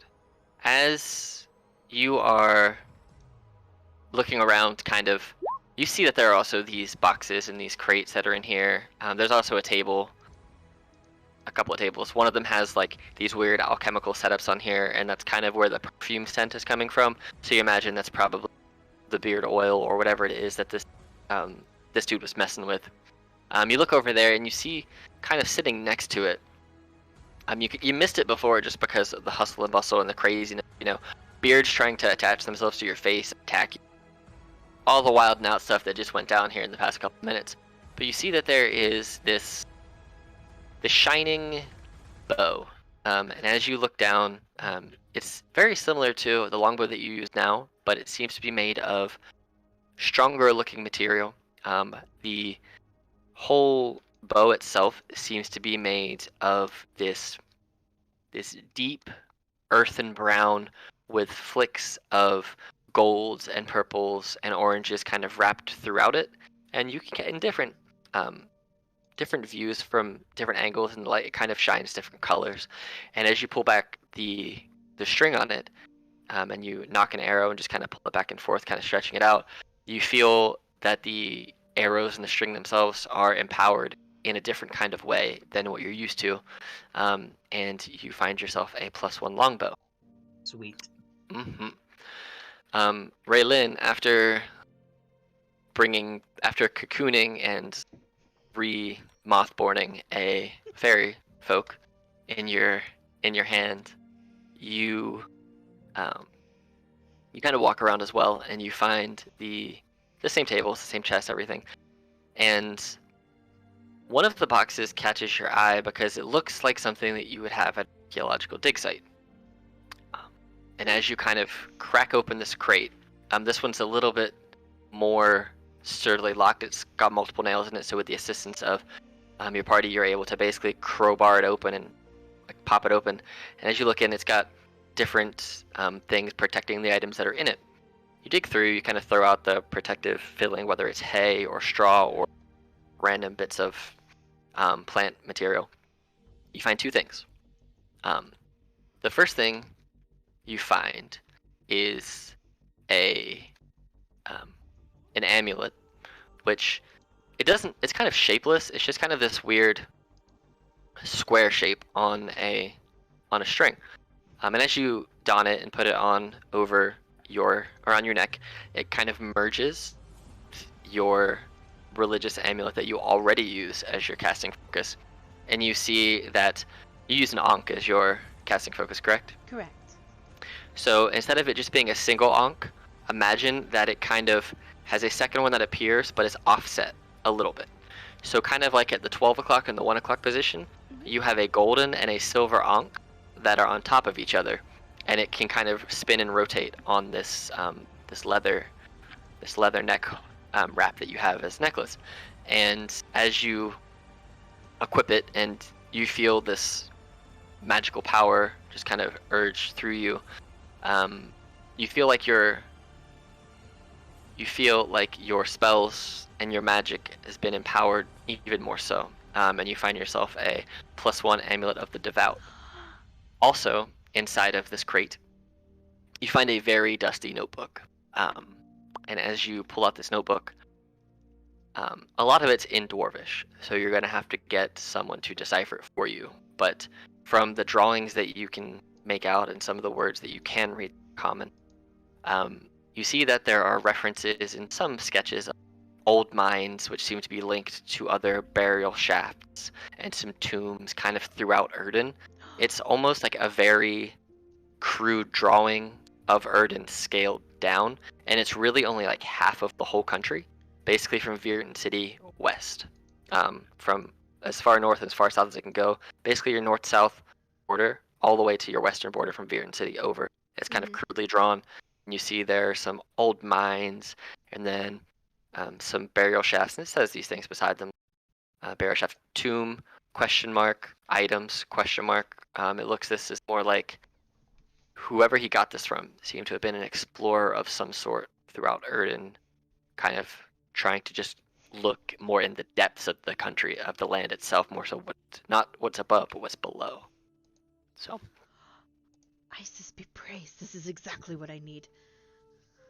as she says that, you wake up from cocoon-based nap, Drake, and you kind of look around, and because you're smaller, you have keen eyesight for things that might be hidden away in smaller places, and you see this glint at the very bottom of this chest that she just pulled herself out of, and you kind of dive bomb down through the rest of the packing material, and you find this really large, just obtuse neck piece,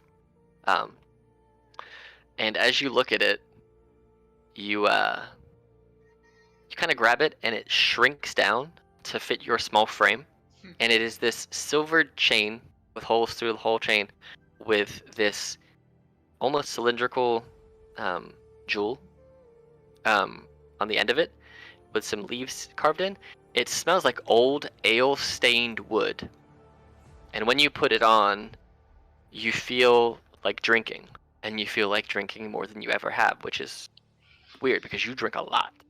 But as you put it on, the ki that flows through your body kind of recognizes something similar. And you recognize that you have found yourself an amulet of the drunkard. Ha ha! So, with all of these things found, looking on the table, you see that there are multiple vials of this perfume essenced oil. And as you kind of look at it, the actual recipe for this is also on a piece of paper, some of it being in common, a lot of it being in Dwarvish. But you recognize that this is probably the recipe that he sent you to find. And you can grab the vials. There's 5 vials, and there's 5 full vials of them. And then there are just 6 empty vials that if you want them, you can take them. So as you guys acquire these materials, you load yourself back up, heal yourself up a little bit, kind of rest, start vibing again, and you guys start making your way back. Making your way back through the mine, avoiding the bullet, who is still sleeping and snoring. Could I magically copy the formula for the beard? Oh yeah, you can do that. Well, Oh, no. I'd like to do that. How many oils were there? There were 5 oils and 7 empty vials. And I gotta ask a question. Now, just to be clear, these were oils made by a dwarf. You assume they're made by the person who was in here. Look to be as you study it further, you realize that this person may have been taking on the facade of it, but they are in fact not a dwarf. But it's not dwarven made. No? I'll keep it. Okay. All right. So you learn the recipe of how to make dwarven beard oil. You learn that basically as you're kind of breaking it down and studying it on the way back to the guild. So you guys make your way all the way Real back. quick, if nobody else takes any of the vials, I'll grab some. Buckthorn has no use of them. There you go. So you guys make your way all the way back. And we're going to not tavern music. We're still going to vibe it up with Silly Mountain Trailhead. Because I'm liking vibes. So you guys make it all the way back. And you see that there is much to Drake's sadness, there is a dwarf waiting for you. He's a small dwarf. A teen. With a nice beard. And he goes, "So I take it you're the people who got the recipe for the boss? Got it. Can I have it, please?" How do we know that you're actually looking for the guy and not someone trying to steal it? He puts 5 bags of 200 gold apiece on the counter and says, "Well, the boss told me to give these to you if you give me the recipe." Very well. I mean, if you don't want the money, I'll keep it, I guess. But I also don't want to get fired, so if you could do me a solid here and just, give me what I was sent to get, that'd be great. Just give the Just young needs lad to make the- sure. Just Uh, give the young yeah. lad the So he menu. takes it, and he goes, "Did you happen to find any beard oil while you were there? Boss said if you found some, you could just have it. But I gotta tell you what it does." Yeah, Buckthorn would pull out the vial and be like, "We found these." Alright, so first thing, don't drink it. First thing. Buckthorn immediately turns and looks and just stares at Drake. Not gonna lie, Alucard was doing the exact same thing. Yeah, Raylin also looks over at Drake. But hey, alright, okay, it's not alcohol. I don't want it. I'm not gonna drink it. Alright, so I'm not what gonna you get do? drunk. Each of those vials has 5 applications, right? You rub it on your hands and you rub it on your face. And if you have a beard, it makes it look it gets real thick, real shiny, and real voluptuous. and he starts like digging through his beard. He goes, but if you don't have a beard, and looks over at you, Raylan, and you rub it on your face, there's a 50-50 chance you could grow a beard that day. Just so you know. Did he give us the gold, or is like gold bags on the table? The 5 gold bags are on the table. I fly by and pick up my bag of gold, and I begin flying towards the bar. Very like it's weighing you down. You're like struggling Yeah. to carry this bag of And 200 gold. I absolutely say it within earshot of him, so everyone can hear it. I say, "God, what do you guys take me for? I'm an alcoholic, not a fucking dwarf." And he kind of laughs and he goes, yeah, we'll pretty much drink anything. And he's still rubbing through his beard, and he goes, if you want a beard like mine, just apply that every day. They don't call me Harry the Bearded Boy Wonder for nothing. And that's where we're going to end the session. Raylan looks directly at Alucard like, is this one of your people? Like, Alucard just kind of puts like both his hands up, like, not mine. before we close out, Raylan will turn to the group and be like, if I may trouble all of you for one quick favor. If you run into somebody, a tall man, pretty skinny, maybe about 6'2", black hair, most likely dark brown eyes, may look a little black. He's got a tattoo of an ankh on his wrist. If you run into him, tell him Raylan is one step closer. That's all I ask. Will do. All Let me right. buy you some tea while you're here. Yes, maybe I can just convince him to leave the kettle on the table. The last time it got filled with the wrong kind of liquid. Yeah, he hears you, and Rusty goes, there ain't no kind of wrong liquid in this bar. Everything's exactly what it's supposed to be. Drake lands on the bar and slams his pouch on the counter, and kind of, without even looking back, he says, "Hey, my rabbit! Drinks on me. Come on, we're drinking." I'll be right there. I need to ask our friend here a quick question. And Buckthorn would hold out the helmet with the 2 crude slits in it to Malias, and would it be possible to put like maybe a small chair on top and maybe make the slits a little easier on the ears? Oh, I'd love a challenge. Let's see what I can do. You 100% can do that without even fail. There's no chance of failure. You can just sit down and do it. All right.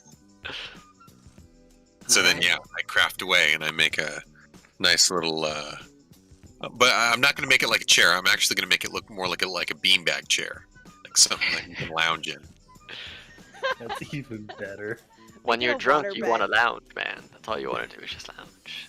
So I guess really, I've just put a hacky sack on top of the helmet. Yes.